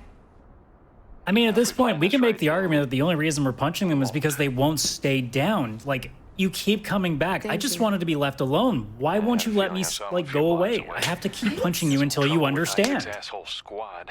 Like I saw a person chat. They're fine. They're just resting on the ground, clipping into each other. Yeah. Dang. Great. Is Great that clipping. not how you nap? Tell me about it. By clipping into somebody? Tay's almost here. I've been doing it wrong my entire life. You too. Right? I know my dogs try to clip into me all the time. Also, shout out to one that is currently taking out my air conditioning vent, so it's very warm in here.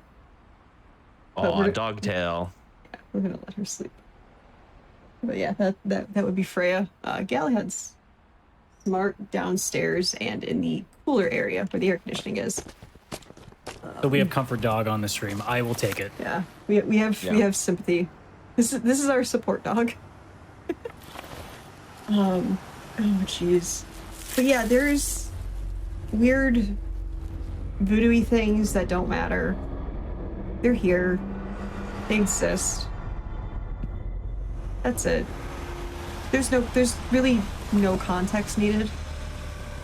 They literally serve no purpose to the plot. But here we get to meet Tay. That's Tay. And I've nicknamed him Tay Diggs because, yeah. What I was just gonna say. Baby. The other guy, I believe he goes by B Money, but down and I say nicknamed goodbye. him Man Bun Mike in my first playthrough, so Man Bun Mike kind of stuck. This is also where the game gets very weird. Because Wait, starts? This is where it gets weird. Okay. This is Lala. And if I beg you not She to go? looks a little familiar to characters you might have seen. You'll see later on. Again, plot. You're in a mood? Kingdom Hearts makes more sense Come on, than Lana. this, It's so 2 days. I'm assuming this is Go just with. DLC There to are Kingdom plenty of record Hearts. companies in Chicago. Nah, that ain't your thing. I assume Kojima watched this for the first time and started Chicago blushing. ain't your town. Look. Call some people. People that know people. Like They're coming this by the is club, this I is gonna be an swear. area in Death Stranding. They don't want to hear you sing. That's gonna How you that's be gonna singing if you don't sing it's anymore? gonna bridge the gap between everything. Norman Reedus will be here any second. As a Boondock Saints fan, I Artistic would license. fangirl so hard. Let's real talk this. Yeah. Right. Oh my gosh. That's a cast if we could have gotten that together with this game. You got Bruce Willis, you got Norman Reedus, Kojima's going to be in there for a cameo somewhere. See, that's Man Bun Mike. He tries. God damn it, I hate when you pull that ninja shit. And again, Shows you one thing I suck do at want to guarding remind you, bodies, Babcock. everyone, that Dane is Suck, Dane. deaf. Where's the sign language? Like, it's the thing is with Quiet Man, it's a brilliant concept that I appreciate it, but it's done so poorly. Like, there's a few bits of ASL in here, but We're officially like on the it next seems level. things like this. Don't keep looking. No. Like You on that. La La like glue now. That is some masterful lip reading Fanboy from the shows his side, face. or in some cases behind a Shows to mask, the boiler room or for to the with their when I back get to there. them. Yeah. Logic. Either that or he just Hey, walks money. aimlessly until he finds the same couple guys he's been beating Dane up rides the repeatedly Lala. and just beats them up again. Why? It's an app. It's what's he's it? too Thug lazy to chat, walk. thug app, something words. Okay. I think I just cracked the code. I think this game entirely exists because he just keeps going back to the same few people he wants to beat up because it's the only thing he knows how to do. Sorry. Yeah. You never heard of Right? ladies first. I will say this is the longest While I'm gone, son, unskippable cutscene because I don't remember where the cutscene skip is from chapter 2 to 3, but I know the rest of them, so we're enjoying lore. I never win. You mean this game has speed tech though? It does! I will save you from like 20, Taking 30 shit to minutes the of club. this No game stops. video. Oh. Yeah, I think on only a lock. couple of chapters of suffering is enough. I get think in this line audience to wander off is by allowed at myself least when a I'm skip or gone. two. Right. No, the Reminder when but she the go thing home. is though, on the flip side, what adds to the awfulness is this run is not safe. There's so many times where the game is just like, I saw you outside. I see her, yeah. Dane, how do you know what she's saying? Outside my apartment. Anyway, so What were you doing? at any point the game would just be like, I see you're putting in a command. Sweeping the perimeter? No, I'm not accepting it. Securing points Try of again. theirs? It's really especially true in boss battles where you can just work. put in the command, get your dodge to stun lock them, and the game's just like, My fan. nah, you're gonna die instead. GG. You wouldn't know. So, is that his sister or something? Take it slow when he's saying. So Lala looks identical and is played by the same exact actress Anything I as should know? the character, or she plays two characters. Lala, which is her, Tay's girlfriend, or discount Tay Diggs' girlfriend, also plays the character I Lorraine, actually believe you. which I won't exactly specify who Lorraine is Though I just don't know yet. when I should. But You don't if look you're like Tay's expecting it gets to a make lot of it. sense, I'm not. I'm sorry. I have news for you. Makes you special. It's not going to. Not special. And as I've been told, it's not ever going to make sense, so don't think it's going to later. Nope. And actually, it should be noted that the way CS Radical is watching this, he is playing, or he is watching I'm not this going anymore. as a first run through is intended with no audio. So GG's to Radical.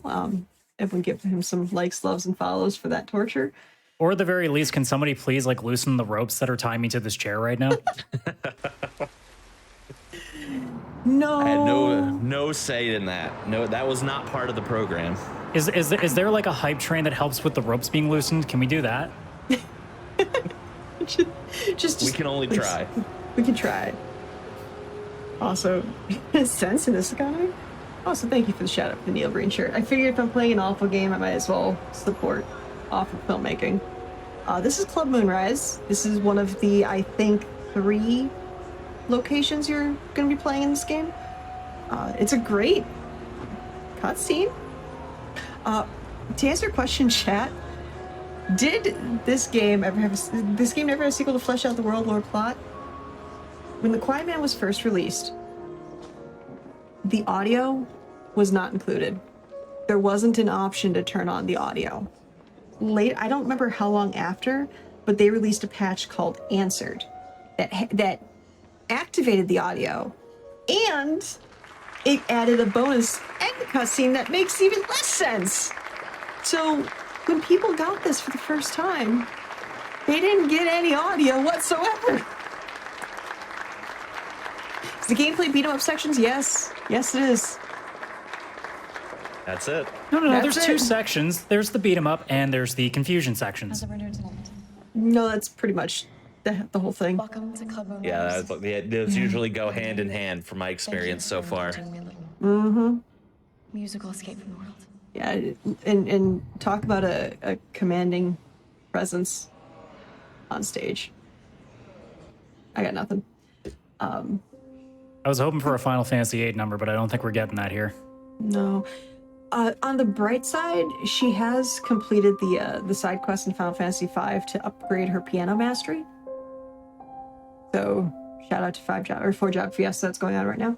So she can play the piano. So good job to her for that one. Oh, jeez. But yeah, pretty soon we're gonna get to some cutscene. We need to get introduced to the bad guy. Dun dun dun. Again, yeah. I mean, at this point, I'm gonna say you're the bad guy because you're subjecting us to this. I mean, yes. Also, that on screen, that is not Lala. Come play with Mama, Dane. That is Lorraine. Dane's mother. Who died. Mm-hmm. I'm following along just fine. This clearly makes it less confusing. Yeah, exactly. It just, yeah.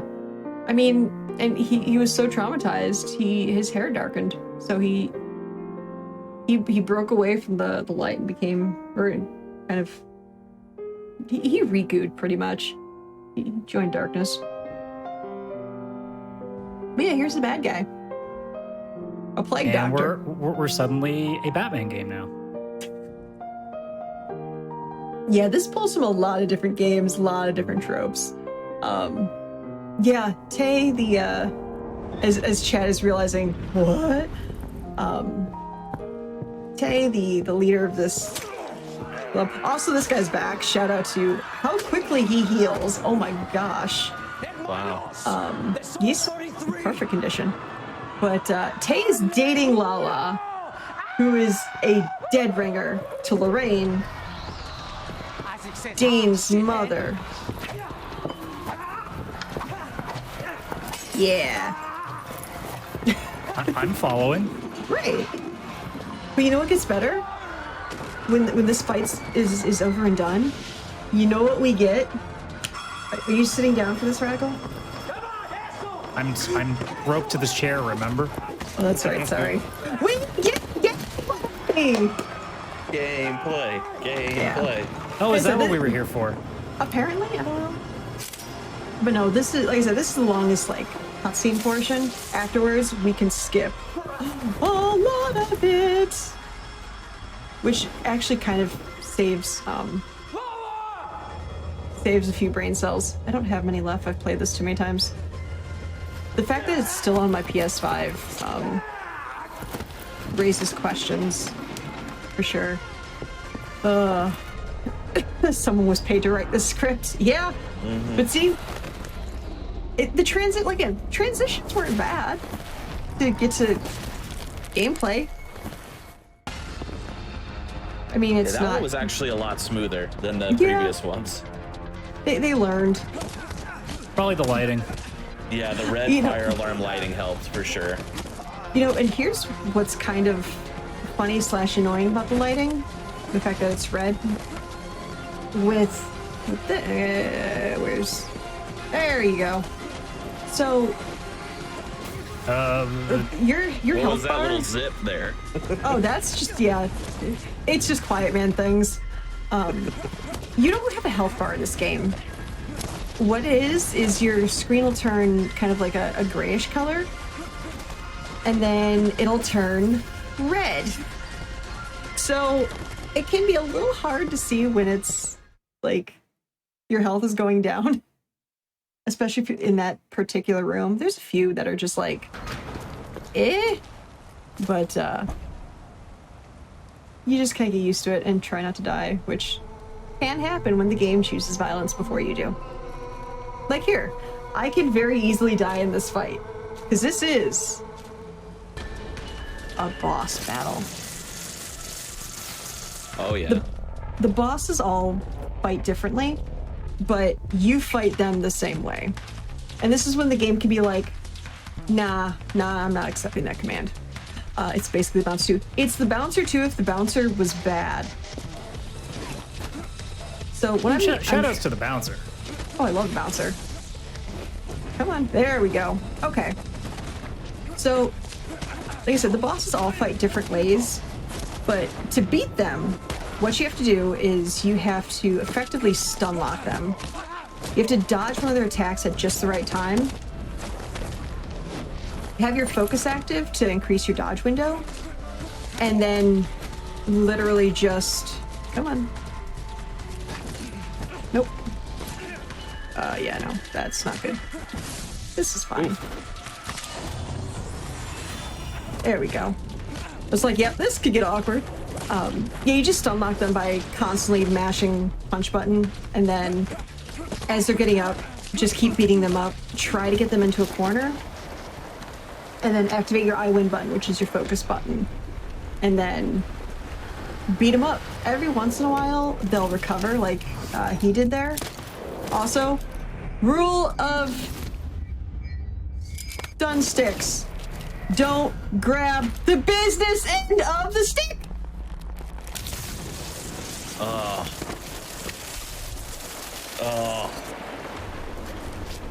Literally, yeah. Rule number 1. You just don't. It's simple. Yeah. So that's it. Game over. Bye. I'm kidding. Roll credits. Unfortunately, we still And have scene. plenty of time to go. And scene. Oh man. My screens, why is this game so bad? What happened? I don't know. I don't know what happened, but we're here. Shout out to that wonderful hose dropping off that tomato juice. Are we gonna call that tomato juice? Are we gonna call that paint? Ketchup, maybe. Ketchup, strawberry jam. Also, we're parkouring. So this is now Mirror's Edge. We have a little bit of GTA with those, no, we'll go Burnout Paradise. I like Burnout Paradise. I was gonna say we got a little, maybe even true crime New York City action. Right? Well, we haven't started clipping through walls yet, so. Oh, okay. yet. Let me tell you about cameras in this game. Every once in a while, the camera will just say, you know what, we're gonna do some artistic liberties here, and just put itself into a wall, and I'm just fighting blind. Just kind of, yeah. Also, you can tell when your fight's over when you can't move, and Dane is just awkwardly, like, low-key kind of posing, and you can kind of move him like this.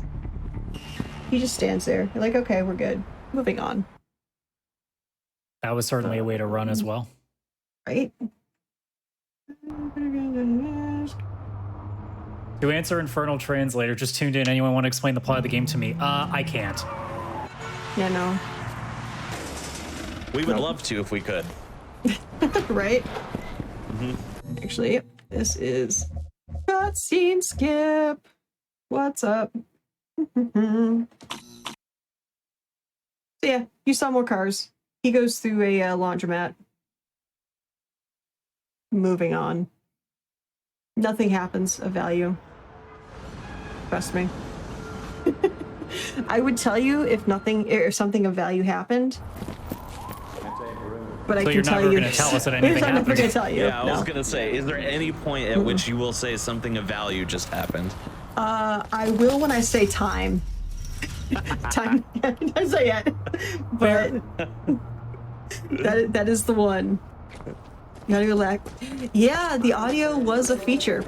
They wanted people to experience the Quiet Man, as the Quiet Man, Dane, did. Which is not hearing a heckin' thing.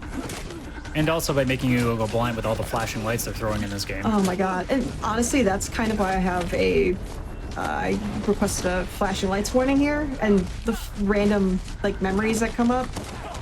It's the way Jefferson likes describing this game. It kind of messes with you. With the mumbled sounds, the random flashing bits. It takes a lot out of you when you're Is it playing messes this. with you or hates you? Yes. The answer is yes. Accurate. But what's actually cool is pretty soon you get to find out that our enemies are color-coded in 1 or 2 rooms from now. Alright, we will... Nope. I thought we just discussed they were only the same, like, 4 people. Well, they are, but they upgraded. Walmart was open. Or, like, discount, legally distinct Walmart. Or Goodwill or something. It's like Power Rangers. They're color coordinated. So the green ones are the low-end lackeys. Then you have the yellow ones, which have the weapons.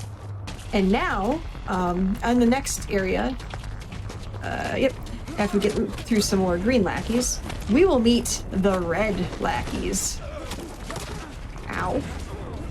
Rude. This is Daredevil origin story. Yes. Where the gameplay matches the terrible movie that is Daredevil. The original one. You can at me at that. Thank you very much. I think that's being a little too mean to the original Daredevil movie, not gonna lie. Yeah, it kind of is. Comparing anything to Quiet Man,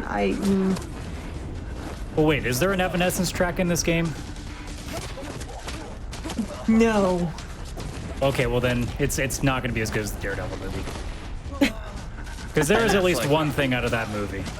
Yeah. It's true. I had that VHS. It plays that Evanescence music video at the end, past the credits. Oh man. And plus, we never go underwater. So, yeah, we're good there.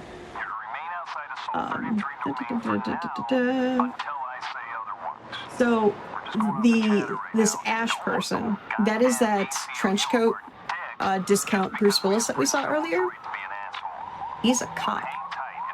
It's like he baps him on the forehead.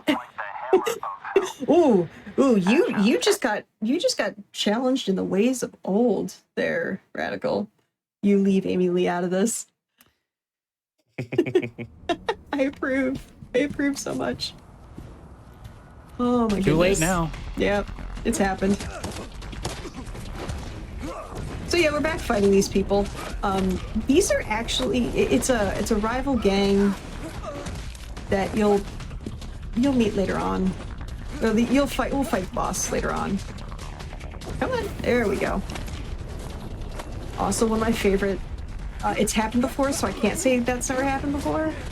But there are times when I practiced this game, and I would just be punching, and the enemies would just stand there and be like, "No, I don't accept," and just refuse to activate, refuse to move, refuse to take a beating. They just kind of stood there, and we had a spot of tea. It happens from time to time. They don't ask questions. You need to take a break from this game at some point. So the game just gives you the break for you. But you stay hydrated. Practice. Yeah, practice happened. You take a look at this face. Does this game have a story? It just feels like random stuff. It has. Memorize it. This girl's off limits. You it understand? wanted to have a story. No matter what happens tonight. The story really Tell doesn't your make little sense. amigos that I if they mean, even see reading her, the they're Wikipedia supposed to run in the article opposite for it, direction. Got me? Hey, it doesn't make don't believe sense. me? I mean, the biggest kind take it of up with that. cinema sins here is the fact. Oh yeah, You proud of this is yourself? the heaviest line or heaviest cutscene in the game. That they just bury immediately And do you because Discount Bruce Willis the depths? is a cop and what Dane's you've done? father. Why? What are you supposed to do now? I'm you- still following Now that you've killed your mother. ish. So you have Discount Bruce Willis, who is Dane's father, married to Lorraine, who died. With Dane was involved somehow, but now they're chasing after Lala, who is identical to Lorraine, but not the same person as Lorraine, who's dating Tay, who's the crime leader of the group that Dane is working for. It makes sense. I If you say that say with so. like I say that with like 8 quotation marks around it. And then another giant like plot hole of this actually leads to boss fight number 2 or 3, who's counting. Just yeah, then you have the plague doctor of who is this? And creepy person things wake me up inside. Oh no. So now this is becoming Phantom of the Opera, I see. Absolutely. The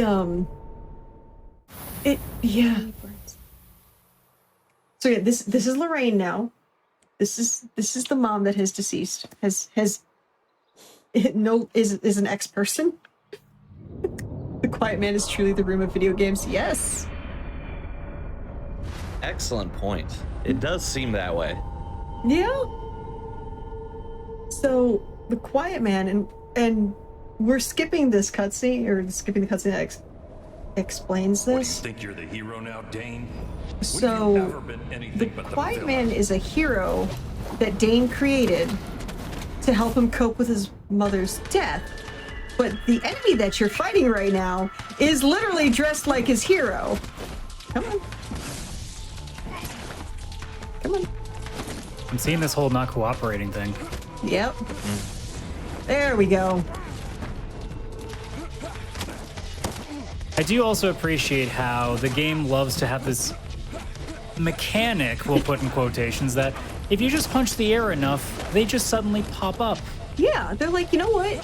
This person is punching directly where I want to stand. Let's stand in the direction of the punch. Oh, yep, you reset. Come on. There we go. It's like, honestly, Man Bun Mike is a little bit harder to get the dodges going, but it's okay. So yeah, we're actually, this is, I guess you can say, we're in the conversation of who the Quiet Man is. Dane's hero. You really shouldn't meet your heroes, even though they're fictionally made up to help you cope. I did appreciate, though, how the end of that fight was next to a trash can. That seemed very poetic. And here's the thing, especially when you use the I win button, you will randomly get teleported, usually to the middle of the room, and so will your enemy that you are now beating up. So in a room, actually in chapter 6, arguably my least favorite room in the game, it gets really squirrely because you have a lot of enemies, and if you're not super hyper aggressive, you will die a lot. Like there's no ifs, ands, or buts. But it seems that we've returned to effectively the first area of the game. This was a good area. I mean, they were watching a really good movie. Also, this is like a mini boss. I don't know who he is. He serves no purpose to the plot whatsoever, other than he shopped at Hot Topic, so he gets special treatment. I just assumed it was one of the same 4 guys again. You just had a costume change again. It was a quick change. Yeah. It's like the first one that drops in the first room. It's like, all right, let me put this jacket on. Look cool. Is this Unreal Engine? He's gonna be our Vanna White for the rest of this run. Actually, here's the funny part. Don't get used to these enemies because they're gonna change soon. We upgrade. They got a budget upgrade. That's what I'm calling it. And it's No, probably that the only can't be upgrade real. we're getting, is it? Yeah, they're upgrading from thugs to suits because plot. But no, is this Unreal Engine? This is absolutely Unreal Engine. 100% Unreal Engine. I was gonna say this is a real engine. It is an engine. This is just Unreal. It came out on, I'd answer your question, this is a PS5 game. This came out on PS4.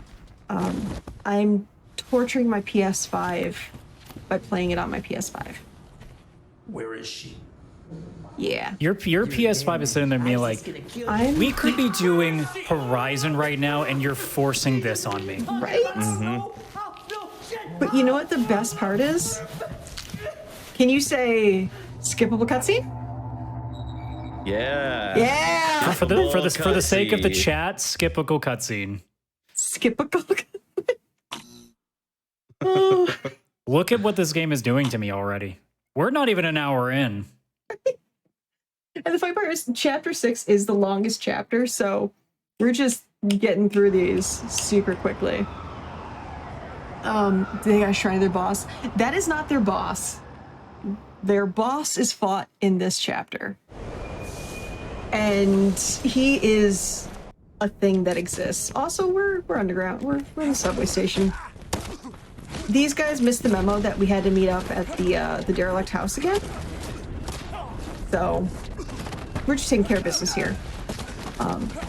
You know, I will say for various gameplay tech, and you'll... Okay, come here, buddy. This is... Oh, excuse you. No. Boop. So you'll see this later on, pretty soon, actually, when I start fighting suits. There we go. Oh, you have to kind of wait for the... Beep, beep, beep. All right.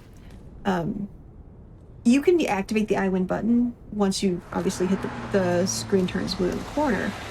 But what I'm going to try to do is, instead of using the I win button on the basic riffraff that we'll see, which are the gray-coated or gray-shirted enemies, I'm going to try to aim towards the red-shirted enemies. Obligatory kind of Star Trek rules apply, except they're actually stronger than the gray shirts. But by doing that, it just takes them down faster. So there's actually speed tech where you can activate your I win button with somebody, you're fighting somebody else, and then if there's another enemy close enough, you can actually use it to finish off another person. I apparently punched somebody without even doing it. Okay, I believe it. Just quiet man things. New tech found. Yeah, new tech found. Also, we have upgraded to the red shirt. Woo! Palette swap. When in reality, it's literally this, pretty much the same sprite, but they just put a puffy jacket and a mask over the guy. Congratulations, here's $20. Right? Just hang out in this this little corner, please. Thank you. Head to your local thrift store and gear up. Right? I like how there's really no rhyme or reason other than, here, we're just gonna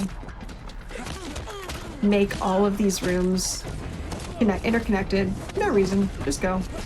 But it's like right there. I beat up another person. Excuse you. No.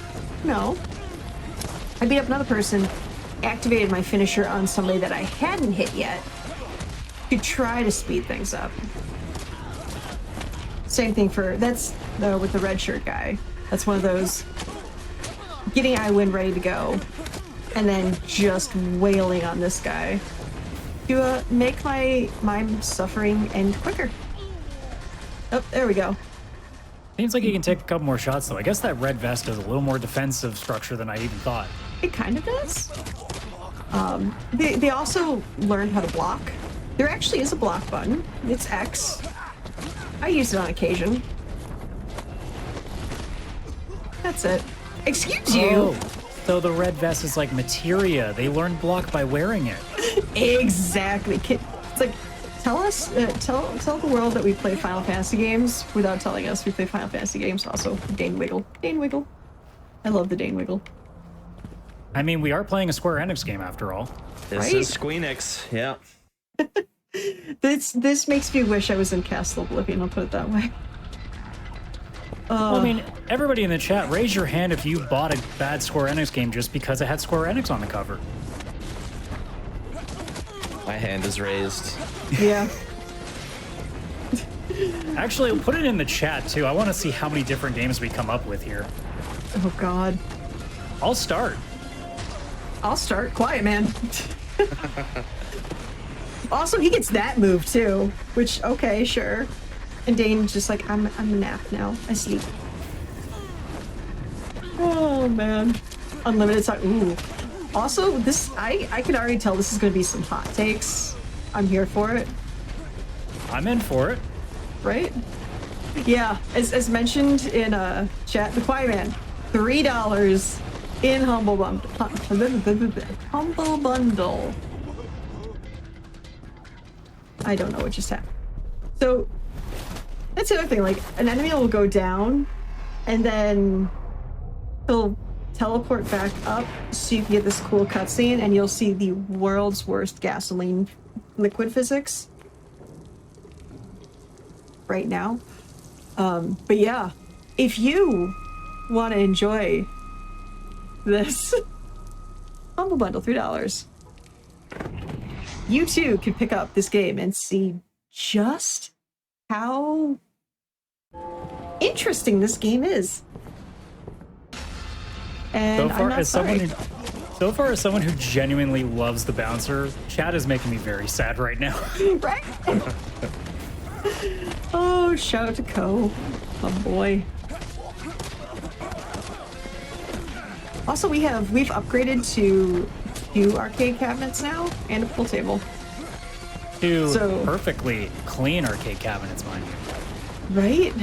I'm pretty sure they're made by Nokia just with how stable they've been, considering I've been sending bodies into them. So shout out to Space Prism and Brain. Well, it's okay. They're not made of whatever the humans in this game are made of, so... Right.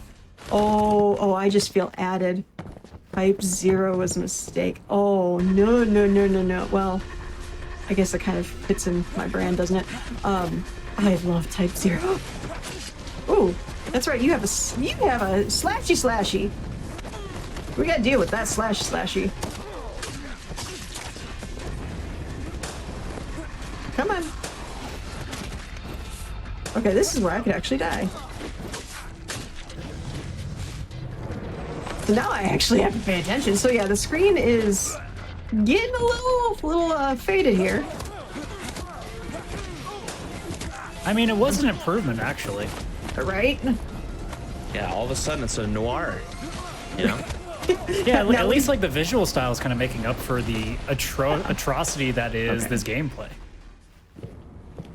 I was a little worried because yeah, you can get stun locked in this game. You can get just completely like tackle locked. This camera does not do you any type of good. Isaac! Also, meet Isaac, the kid that was brandishing the gun earlier in a cutscene that we didn't care about. He is the leader of the 4 people in his mob gang that we have been fighting over and over again. That's adorable that you thought I was paying attention enough to know that that's what that was. Right? Yeah, so that's him as a kid. Jesus, this mask is stupid. This guy, I'm pretty sure is like Lady Dimitrescu size, 100%. You know what I like the best about you, Dane? He's like 9 feet tall. Also, no, Lala, not Lorraine, got kidnapped earlier. Yeah, she's somewhere. We don't care about her right now. Why is he wearing the mask? For the same reason we're playing the game. There's no good reason. Also, the Cartel of Death, shout out to the legally distinct Scarface poster. Okay, this guy is annoying to get the stun lock on. Also, this is a stage, though. Right? There we go. I'll at least appreciate the stage. And that's all I'll appreciate about this part. Right. Just clipped right through him as well. Right? Is this where I need to explain what a no-cell is? Oh, God. This is very easily the part where I will die. I'm kind of waiting for him to charge. There we go. Oh, okay. You know that you deaf? But did you also know that you blind?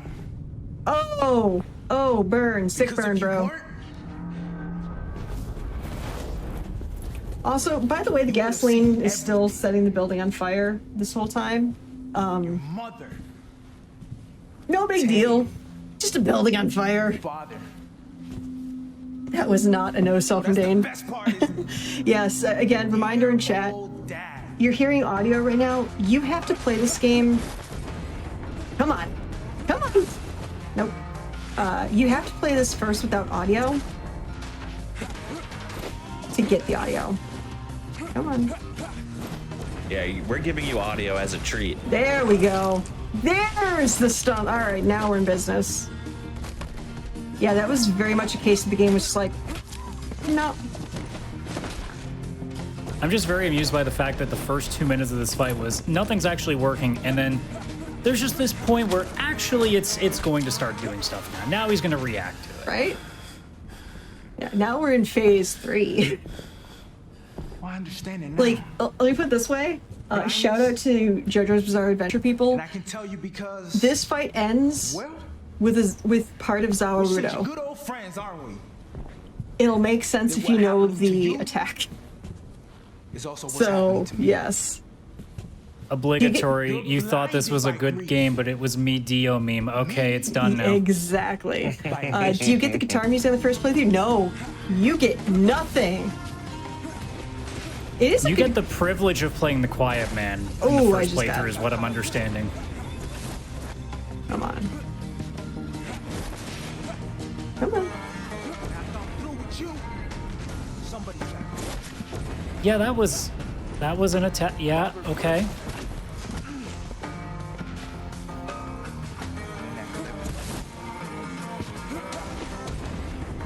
Come on. Nope. That was not what I wanted. Yeah, this guy does not like playing by the rules. It's getting annoying. Come on.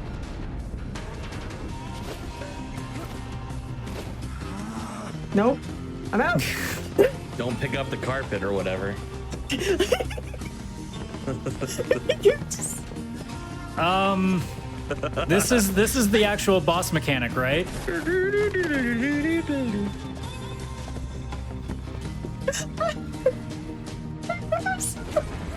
Oh my god! This is the greatest thing ever! Come on, do it again. I don't know what's happening anymore. Oh my god! That was amazing.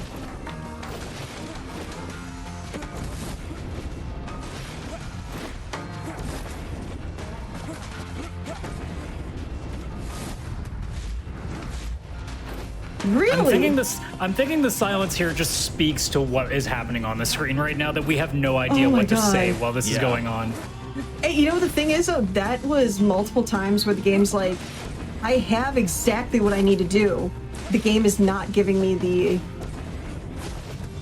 There we go. Not giving me the stun lock. See, that's what's happening in this fight right now, to play the play-by-play commentary in here. Asuka is focusing on trying to hit the thing the game doesn't want her to hit. Right. And then me and Conception are just here, just staring flabbergasted, being like, we're not in like Time hasn't frozen. This isn't purgatory. Also, Zamaruto, right here.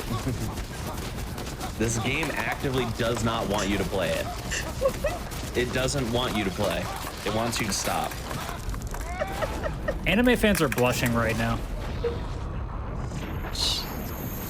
Also, we're now in the Matrix. That is a JoJo intros if I've ever seen one. It's like some weird cross between the Matrix and the Watchmen scene at the very beginning. Oh no! Dane jumped down 5 feet. He's now the jumping man. It's like this part's also skippable, but you know what? we need a break from the gameplay, so let's go back to the less confusing part, I guess. You're a good guy.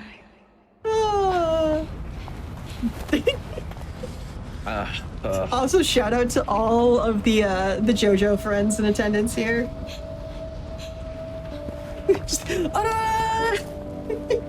So yeah, we save her. The building's on fire. This is fine. We don't care. They're gonna be fine, so we're gonna skip. I turned my head for one moment, and there was a woman there. Did I miss something? Oh wait, I've missed everything. You didn't miss a single thing. She's just like, oh hi, I'm here.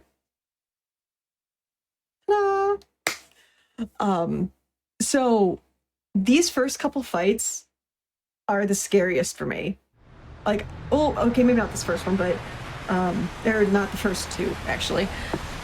These rooms, there's a lot of enemies. The enemies have upgraded since we defeated Isaac and his troop of 4 people. Now we're fighting discount Tay Diggs' people. We've plot you misses, we've betrayed them because we're trying to save not Lorraine but Lala, even though they're the same person. Dad is kind of on our side right now.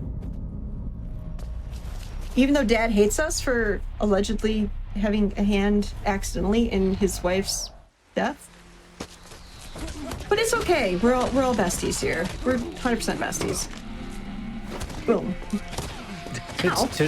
I think to best summarize what Asuka just said, plot. Yeah, plot TM. Also, we're all besties here. Immediate knee to the face. Wiggle. Also, can we appreciate the fact that Dad, who's a cop, is a trained cop, it's not helping! Like, they have him, like, you'll see him in a corner, like holding somebody against a wall, and that's it. But yeah, these fights start getting, okay, come on. Like, Dane, you can actually hit people. It's okay. We have permission. This isn't Isaac anymore. You're allowed to have commands go through appropriately. But, yeah, this is where just enemies will just keep showing up. It's not the red room, the room of lots and lots of strawberry jam. But it's, equally annoying. Take from the chat, I want to see CC. Fun fact, Metacritic's official worst game of 2018. I want to point out that just because of you playing this on stream right now, this should be up for nomination of worst game for 2022 also. No! We'll put it in there. The PS5, the PS5 port. Right. Well, yeah. It's like, this deserves a Razzie, a GDQ type game, something, I don't know, words. This game transcends time. Right? Also, this show is like the Razzies of speedruns, for sure. It's why I love this. It's just, and the funny thing is there have been multiple people, wiggle, and he's just there. There's multiple people that have played this. It's not just Jefferson and I on this leaderboard. There are dozens of us. Well, you know, let's not get ahead of ourselves there. But I can say at least one person in this chat right now that won't be. Right? Yeah, there was no, and Jefferson actually is in chat, so shout out to Cookie King Jefferson. Blame him. He's the one that played this and got it in front of me. But I wrote down Jefferson lore because it makes more sense than the actual gameplay. So, Jefferson was given this game to play on stream for a friend's birthday. Unfortunately, he played it. Let's see. At that point, he probably played it and probably stopped playing it, rage quit, and got rid of it from his console, or PC, excuse me, 'cause he was playing on Steam.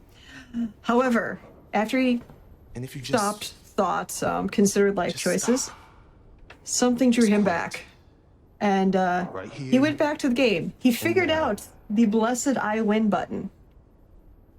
And then created the leaderboard.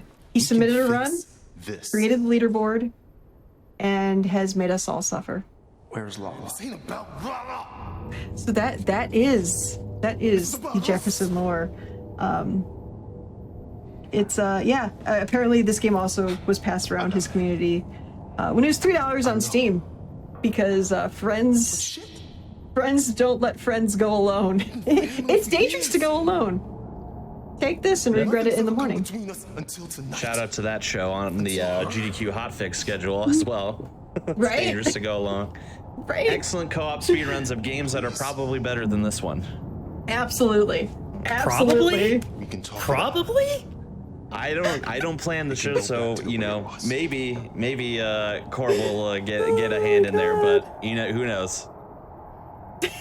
Also, Oscar, I appreciate that you called that lore when all we really know is that was just a passing of the buck. Right? This is, you're my friend, and you know what? You're coming down with me.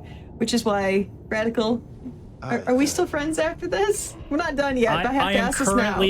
I am currently considering my options. Okay. Have at it, play. Okay, that's fine. It's dangerous to go alone. Take literally anything else.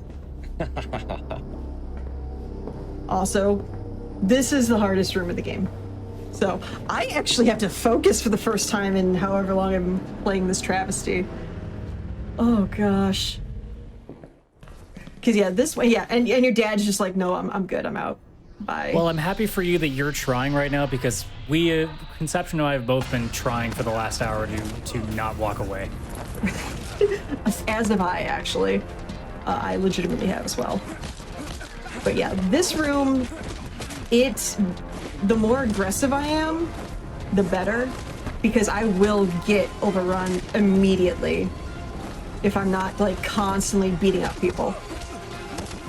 That's a phrase. I want to aim for the bat boys, which I'm not hitting, because of course not. And I want to aim for the red shirts. Like right there, I got the red shirt guy. Because again, the more damage I can kind of lead onto them, the better. Or sorry, the more damage I can hit them with strawberry jelly, the better. Boop. I imagine hitting the bad guys is so much easier too when literally your vision is being taken away from you constantly. Yeah. Yes. So is Dane like our bodyguard? Dane was essentially an enforcer for Discount Tay Diggs, who we've now betrayed. He is trying to get Lala back and has completely foregone. There we go. Foregone being a part of Tay's posse just because. Words. The suspenders have superpowers. I am here for this 100%. Where's that superhero? Right? Probably on an episode of Whose Line Is It Anyway? My guess. I'm in. Yeah, right? Also, shout out to Camera. Woo! Camera's putting in some work. Right? Well, I guess more work than the actual game was made with.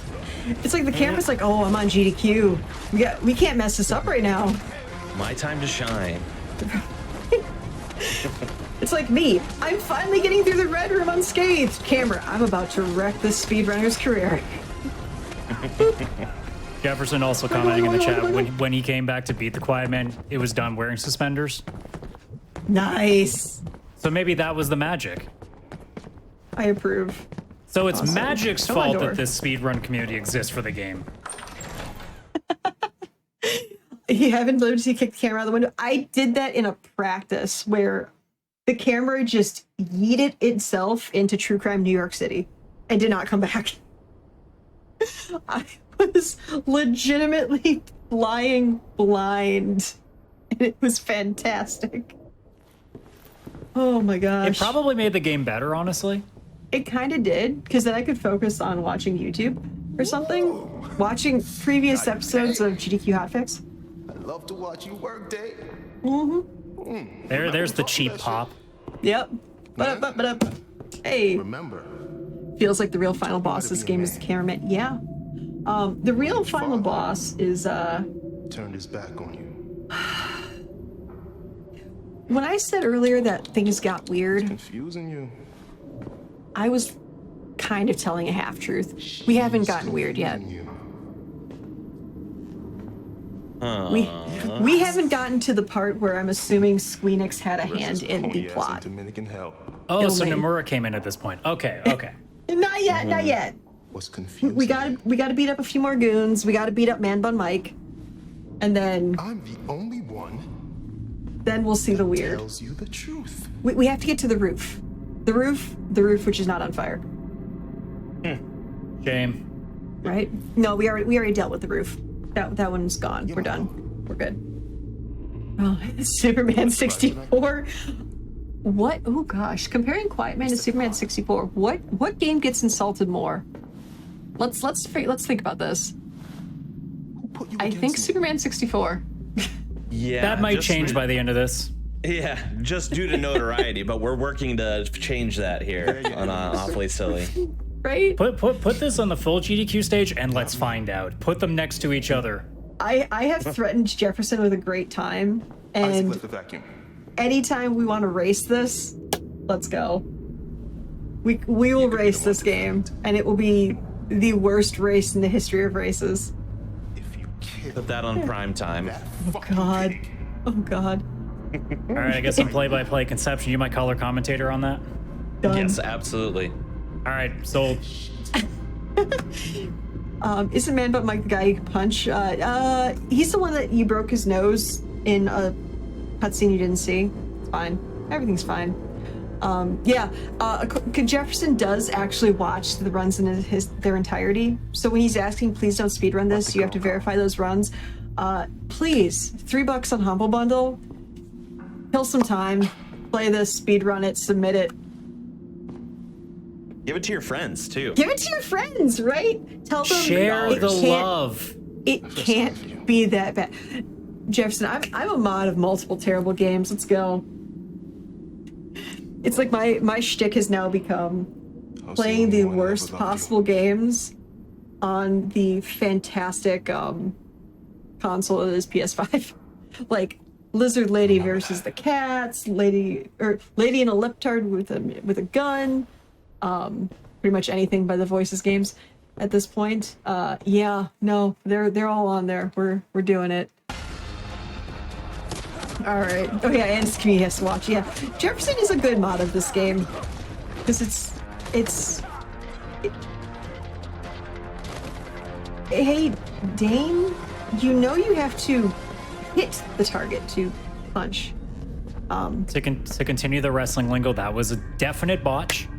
Yeah. So while Man Bun Mike is talking, this is the part where Radical, could you preface this fight by explaining what a no-cell is, and this will make sense later.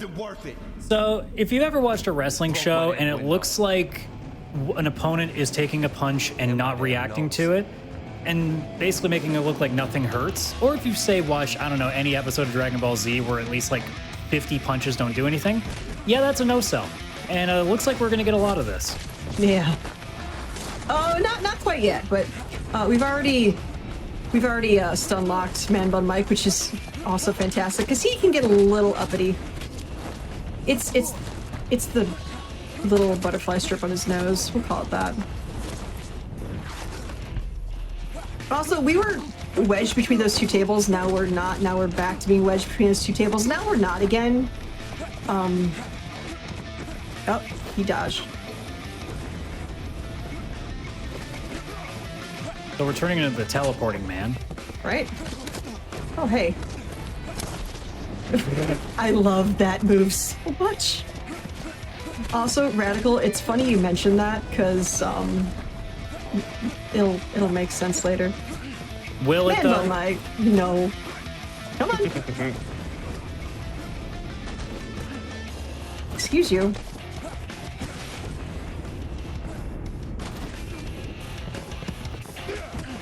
Uh-oh.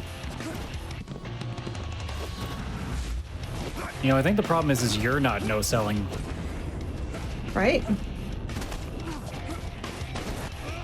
This camera is not doing me a service right now.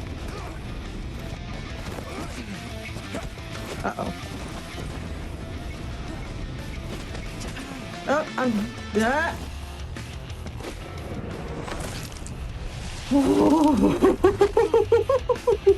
I was getting a little worried there. All right. That was a little close. A little close. So, the no-cell of no-cells. This is like finger poke of doom no-cell. Right here.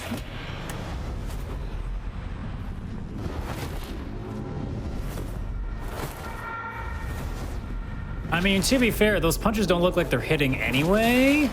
How about that one?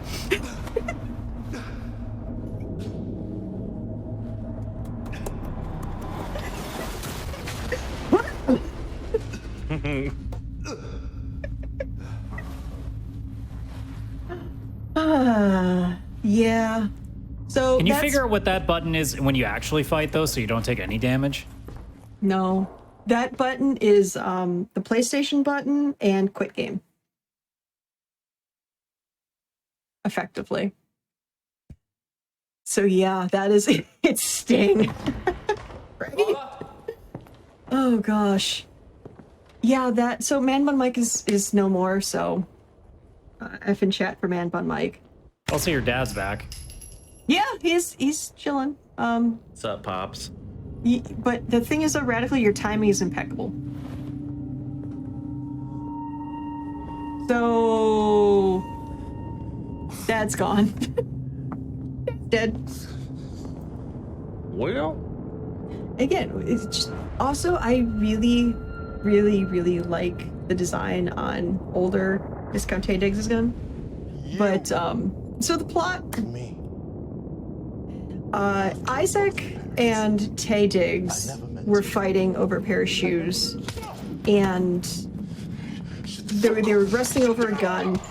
Dane saw those two and is friends with Tay, so he went over and said hi. They panicked while they were, to quote shouting, when they both reached for the gun, and Tay accidentally shot Lorraine. I need you to understand that.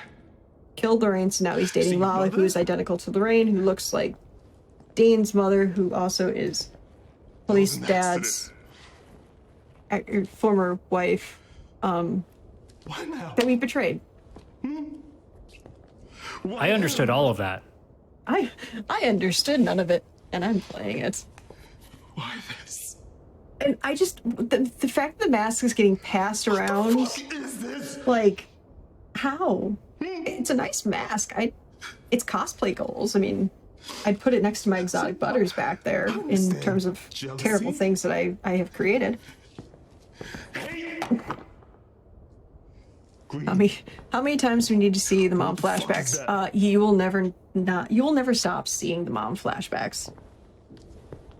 It's just one of those things. And you can't control it either. What did I do to you? Now we're in Sweenix's plot. We are getting there. We're not quite there yet. Soon, TM. Soon. So, Radical, what's the over-under of me convincing you to play this game? I don't think we're allowed to use negative numbers in that. I think the number is just no. But you gotta put down a rabid dog. Oh. Freya's like, I kind of want to be on camera instead, so we'll just do that there. Your dogs understand that they need to be hiding. She needed to be more comfortable to deal with this travesty. Yeah, good acting, good animations. Gameplay is terrible. Yes, it's like I said, taking away the 1.8 score on Metacritic, the 5.5 on IGN. I don't know how it got a 5.5 on IGN. Like, the concept isn't bad. Look at the shoes. But it's done so poorly. And it just, every choice they made was the wrong one. Just, The deeper the story gets, the more it's becoming a Spaceballs paradigm. Hiring your father's brother's cousin's former roommate. So what does that make us? Absolutely nothing. Which is what you are about to become. Thank you. Stay cozy, chat. Stay hydrated. Come on, man. Put it down. It's not Been enjoying. You ain't got to go home. Didn't crash. 5.5. Nah, these are mine, man. Bold of you to assume that we can't get this game to crash. Put it down.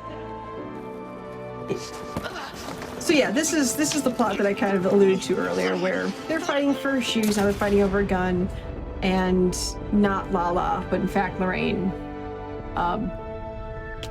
gets shot, even though kind of if you look at the angles of everything, like right there, Dane was in the line of the shot. Yeah, you probably should have taken a headshot on that one. Either that or like grazed the shoulder, or the hair is, I mean, immune to bullets. Like there are situations in this game where the people are immune to guns. It's just a thing. You'll find that out. But yeah, now they're just they're chilling, they're stargazing. They're looking up at the night sky on the ceiling. And in true C-movie Hollywood acting, he's not dead yet. Flesh wound. He needs to give he needs to say his final words. We need to make sense of this game. Oh, don't hold your breath. Save her. It's not doable. No. It's not possible. But yeah, I'm incapable of holding my breath. It's escaping me. He deserves it. Mr. Ash. So, what's happened to all of you? So yeah, this is where he's explained that the quiet man, unless you that confront it. Everybody has the mask except Dane, He's and using apparently this the bad quiet guy man also has a mask. Was this hero that he created to kind of deal with the trauma of losing his mother. And so what you're saying, hang on. The So hero you're that saying he wants this to become. quiet man is his idea And also the of a obligatory hero. citizens comment Jesus, of that's quiet man's a been mentioned and fucked up therefore roll credits. But Sometimes the things that we need the most the exact same plot as the Super things Mario that are movie. the most If that was, I want those jumping boots because yes, and John Leguizamo is my hero. So now Dane finally gets the mask. Because why not? That's your idea. Dane has his back turned to his dad right now. Of a hero. And Dane is, again, as we've discussed, deaf. And God damn it, use it. So, Understands everything, apparently. To save her. Yeah. He's actually looking at his father through the reflection in the lens. Sure, let's go with that. Yeah. Of course he is. We have to dance with Big Bertha first. Is it him again? Oh man. See, at least the therapist in this scene, I legitimately appreciate this scene because of the use of ASL. It's okay. I appreciate it because there's subtitles again for a moment. That's the first bit of dialogue I've been able to actually see and or hear this entire hour. Gosh, right? So it's like it's kind of weird because I actually run two games that have bits of American Sign Language in them. I run this because I've made poor life choices, and I make up those poor life choices with good life choices. And I run the VR game Moss, which is a nice, cozy, chill game, and I love it. So you do run good games. That's good to know. I do run good games. Also, is this Rift Tracks? Yes, yes, this is Rift Tracks. This is how you appreciate, yeah. You didn't think there was going to be actual technical expertise on display here, did you? Right? I mean, we got a mask now, so it's okay.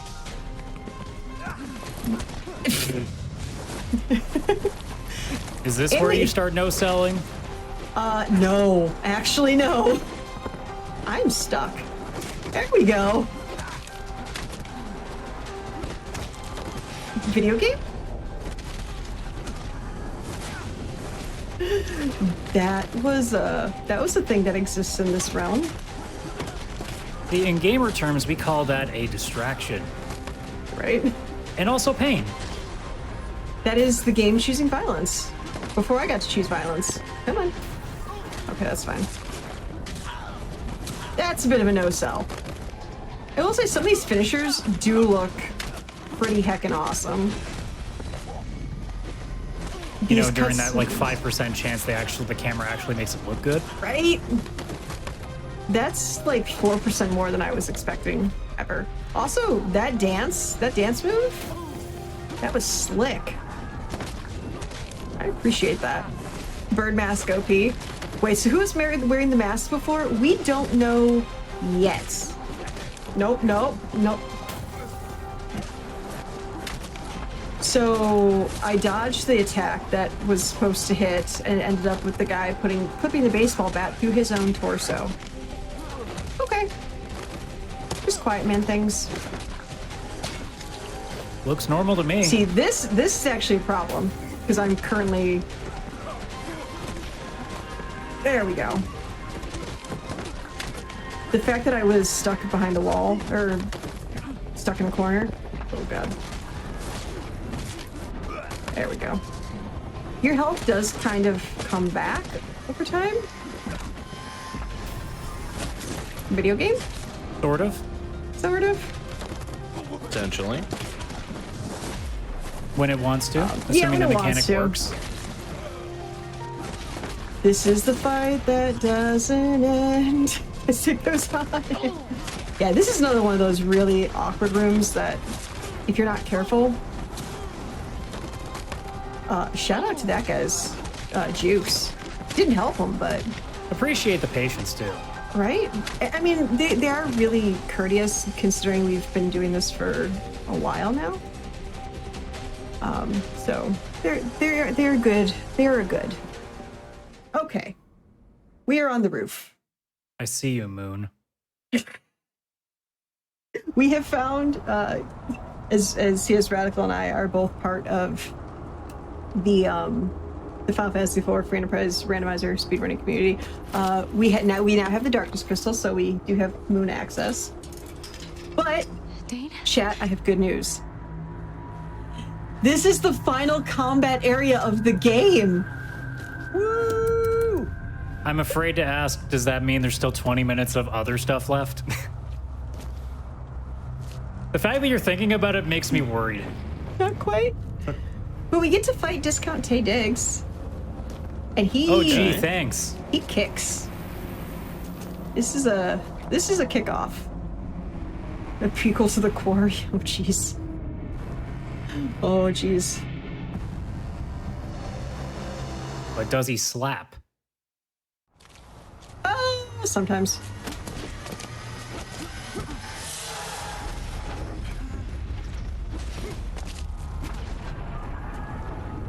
That's a stance. Right? Come on.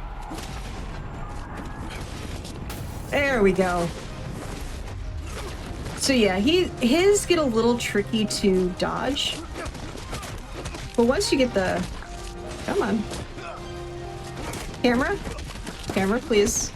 This is not helping my ability to see anything of value, but here we are. That's okay. We're missing the total action that's happening here. Absolutely. But yeah, his are a little bit tricky dodges because his kicks are so fast. But yeah, again, once all you have to do is hit the dodge while you're focused, and then just stun lock him. Oh snap! Okay, look at this. Look at this angle. Gun was pointed this way. He stopped here, but because teleportation physics. Well, we've already discussed after the first shot in the FMV cutscenes that clearly bullet physics are not a thing that matter here. Right. Also, Dane got double tapped, so GG. Yay, game over. It's over, right? Right? That smile. Right? She was The smile and sip. kind.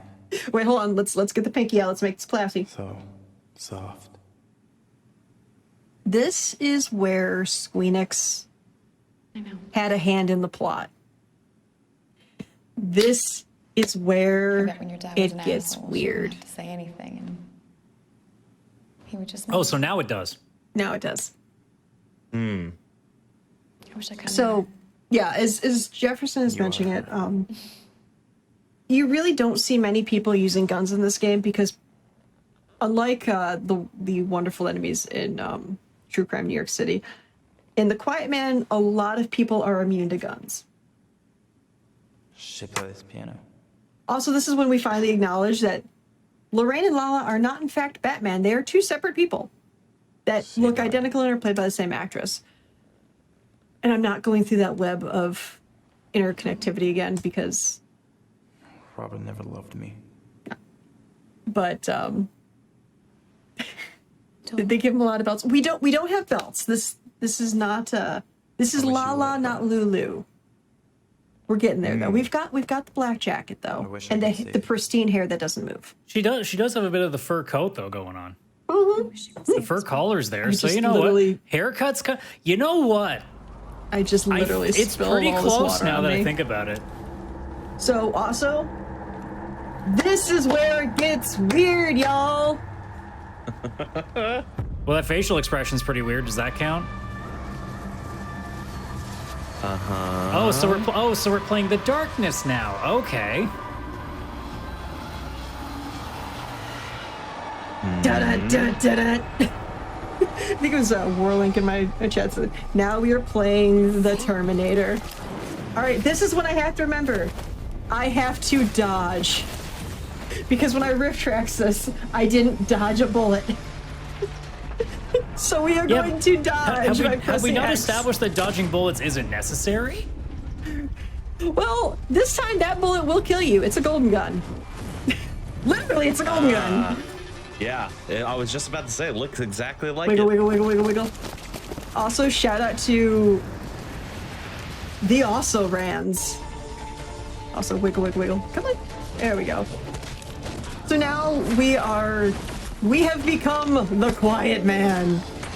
I mean, I appreciate the drop kick. Right? Quiet Man's got some moves. He is. If I want to go on a stunting. real deep cut of pro wrestling, Okada would blush at that drop kick. Right.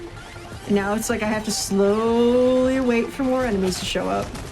Because the Quiet Man, for all of his power, can't run.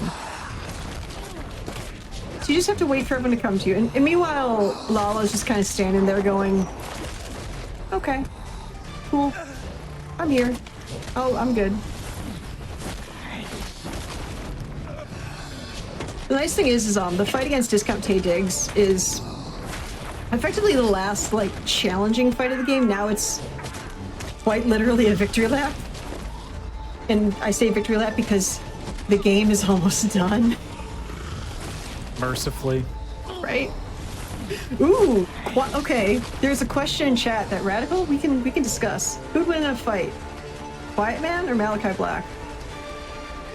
Ooh. Right? I say Malachi because his mask at least has the antlers. That's extra pointy bits. Yeah, and the glowing eyes instead of just straight makeup. So yeah, I'm here for it. As if it needs it, but shout out AEW, am I right? Right? I'm here for excuse you? Excuse you? No. That guy wasn't here for it. Nope. That guy does not appreciate AEW. Something he's now on the list. That's the wrong promotion. I know, right? It had to be done, couldn't be helped. No, there we go. That I just got finger poked, dude. What? So wait, did they win the belt? I don't know. Are we in transitive property mode? Also, that's slick. The hit and catch. Also, right. that smile was sure a smile. Clap, clap. Okay, no, we're fine. Nice. Because yeah, so that was the actual one that I forgot to dodge in my rift tracks of this. And it's like, that was the first time that you got to see the death scene. You get to low-key see the death scene later, but yeah, it was the one time I died in this game. Boop. And meanwhile, he's just gonna kind of spin around and act like he knows what he's doing. He doesn't. It's okay. Just how many goons were standing around that roof? All of them. Like, it was an APB. They were just all call. Like, hey, you know, I need time to recover so I can try to hit this really cool gun stomp. That sure is a finishing move. Right? But it's okay, because now that we've gone to Plaid, it's all gone. We're healthy again. We're immune. We're not.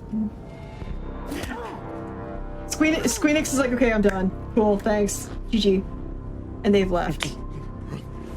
You're my brother. It's like now we get the sympathy card being played. I think. Maybe. Who's the sympathy for? Us? I Us. Totally us. Yeah. Anyone who could be viewing this. Yeah. Apparently all 2,500 plus of you, which, sorry for that decision, right? This is why we love you. Also, again, people are immune to guns. I say this because this is clearly not a zoom in awkwardly for nothing to happen. He doesn't get oh the my mask. god, they did the thing. Right? Shocked. Because the thing is, Discount Tay Diggs It's over. is not the final boss. It's over. We're free, Dane. Did you lie to me? No, yes. If I could get out of this chair that you've tied me to, I would walk away right now. Yeah, but wait, there's more. Oh my god. Right. That actually reminds me, I need to finish my GDQ Hotfix pitch. Heck. Mm-hmm. That can happen later. So, again, Hayden Christensen School of Acting. We've gone to V for Vendetta now, which is just kind of awkward. But probably the line that broke a good chunk of my chat when I riff tracks for this for them is coming up. We are hour and a half some into this run. It hurts without him. And Dane has just realized something of very importantness when he says it. I'm trying to forget in the meantime. Oh no, it should be coming up the next line. This. I can't. Why can't I hear? What? Why can't I hear? Why? Hour and a half into this game and he just realized that. You'll have to explain to the person who can't hear anything in here what was just said. You don't need to. He just said, why can't I hear? I can't hear. Why? Yeah. Yeah, that's the revelation. So now that we've had a happy moment with not mothering Dane with the perfect hair, a music change has occurred, and we see ominous shoes and an ominous hand picking up a mask with an ominous wedding ring with an ominous trench coat. Because the final boss Are the had to friends we take a made nap. along the way. At this point, they're enemies. They are not happy with us right now. But Can we all collectively fight you as the final boss? Does that work? Is that an option? Is there a cheat code? Do I have to go find a Game Shark for this? The final boss of the game is the person that's been wearing the Quiet Man costume this whole time. You're him. Which was your father? Of course. I'd ask for how and why, but I'm not sure I want to hear that explanation. This is Boss Dad. To save her. It's over. Now, time will be coming up at the end of this fight. There's a specific cutscene this that has to happen, Lorraine. it'll happen, and I'll say time, and then we are all saved. But yeah, now we've gone Matrix with the hand. Yeah, Pop had to recover his HP.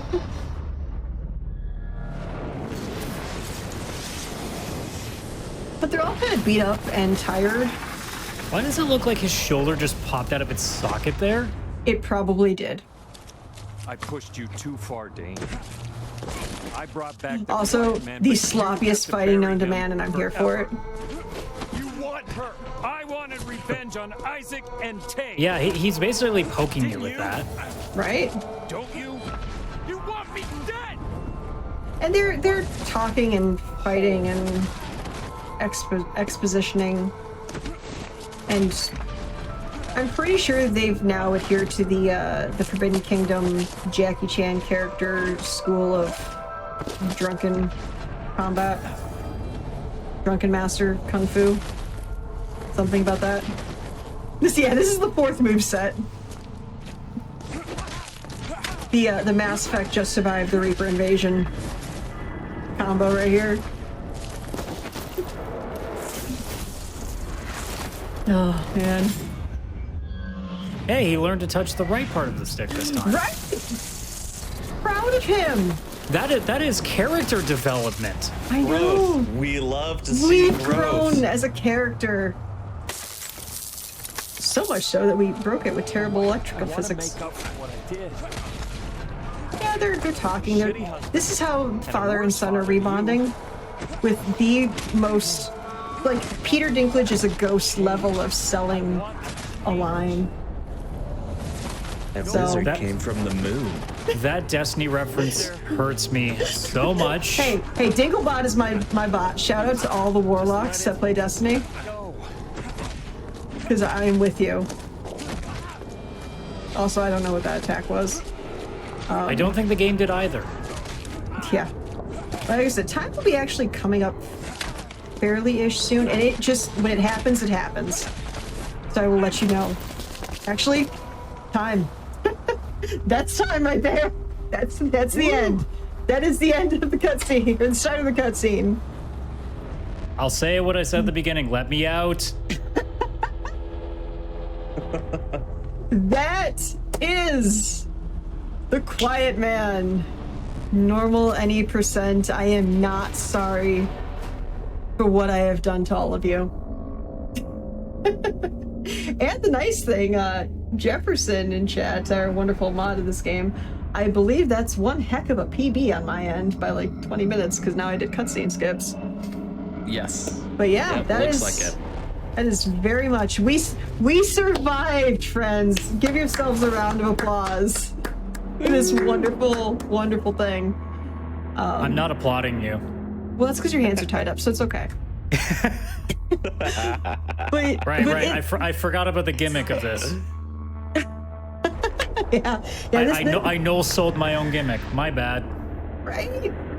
Like, he gets distracted by the look of his dead wife in this new person. In the end, they punch each other, they break a lens, and then they both just kind of... Wait for it. The best sell right there and right there. And they're both like, yeah, we're good. I love you, Dad. To the stargazing. I love you, son. Yep. This time they actually are stargazing. Oh my gosh. And then she loses her shoes. I was gonna say, she just walks over and kills them both, ends the game for the rest of us. We don't have to do anything else. Now that the game is officially over. But she's going to show the if you die scene. She kind of looks down and somehow revives you because logic. But in the meantime, Radical, did you want to give any shout outs to anything? Because I know you've got some heckin' awesome stuff that you work on and do. I mean, I have things to shout out. They're not going to include you at this point after what you've subjected me to for the last hour and 40 minutes. But yeah, I'll get a chance to plug in some stuff here. So obviously, I have my own Twitch channel. I am, like Oscar said, part of the Final Fantasy IV Free Enterprise Randomizer community. I also do have a podcast called the Pixel Play Podcast. We actually have 2 shows, one for present news and one for retro. You can just search up Pixel Play Podcast or specifically our link tree, and you can find everything you need to know right there about that show. But otherwise, twitch.tv/CSRadical for me.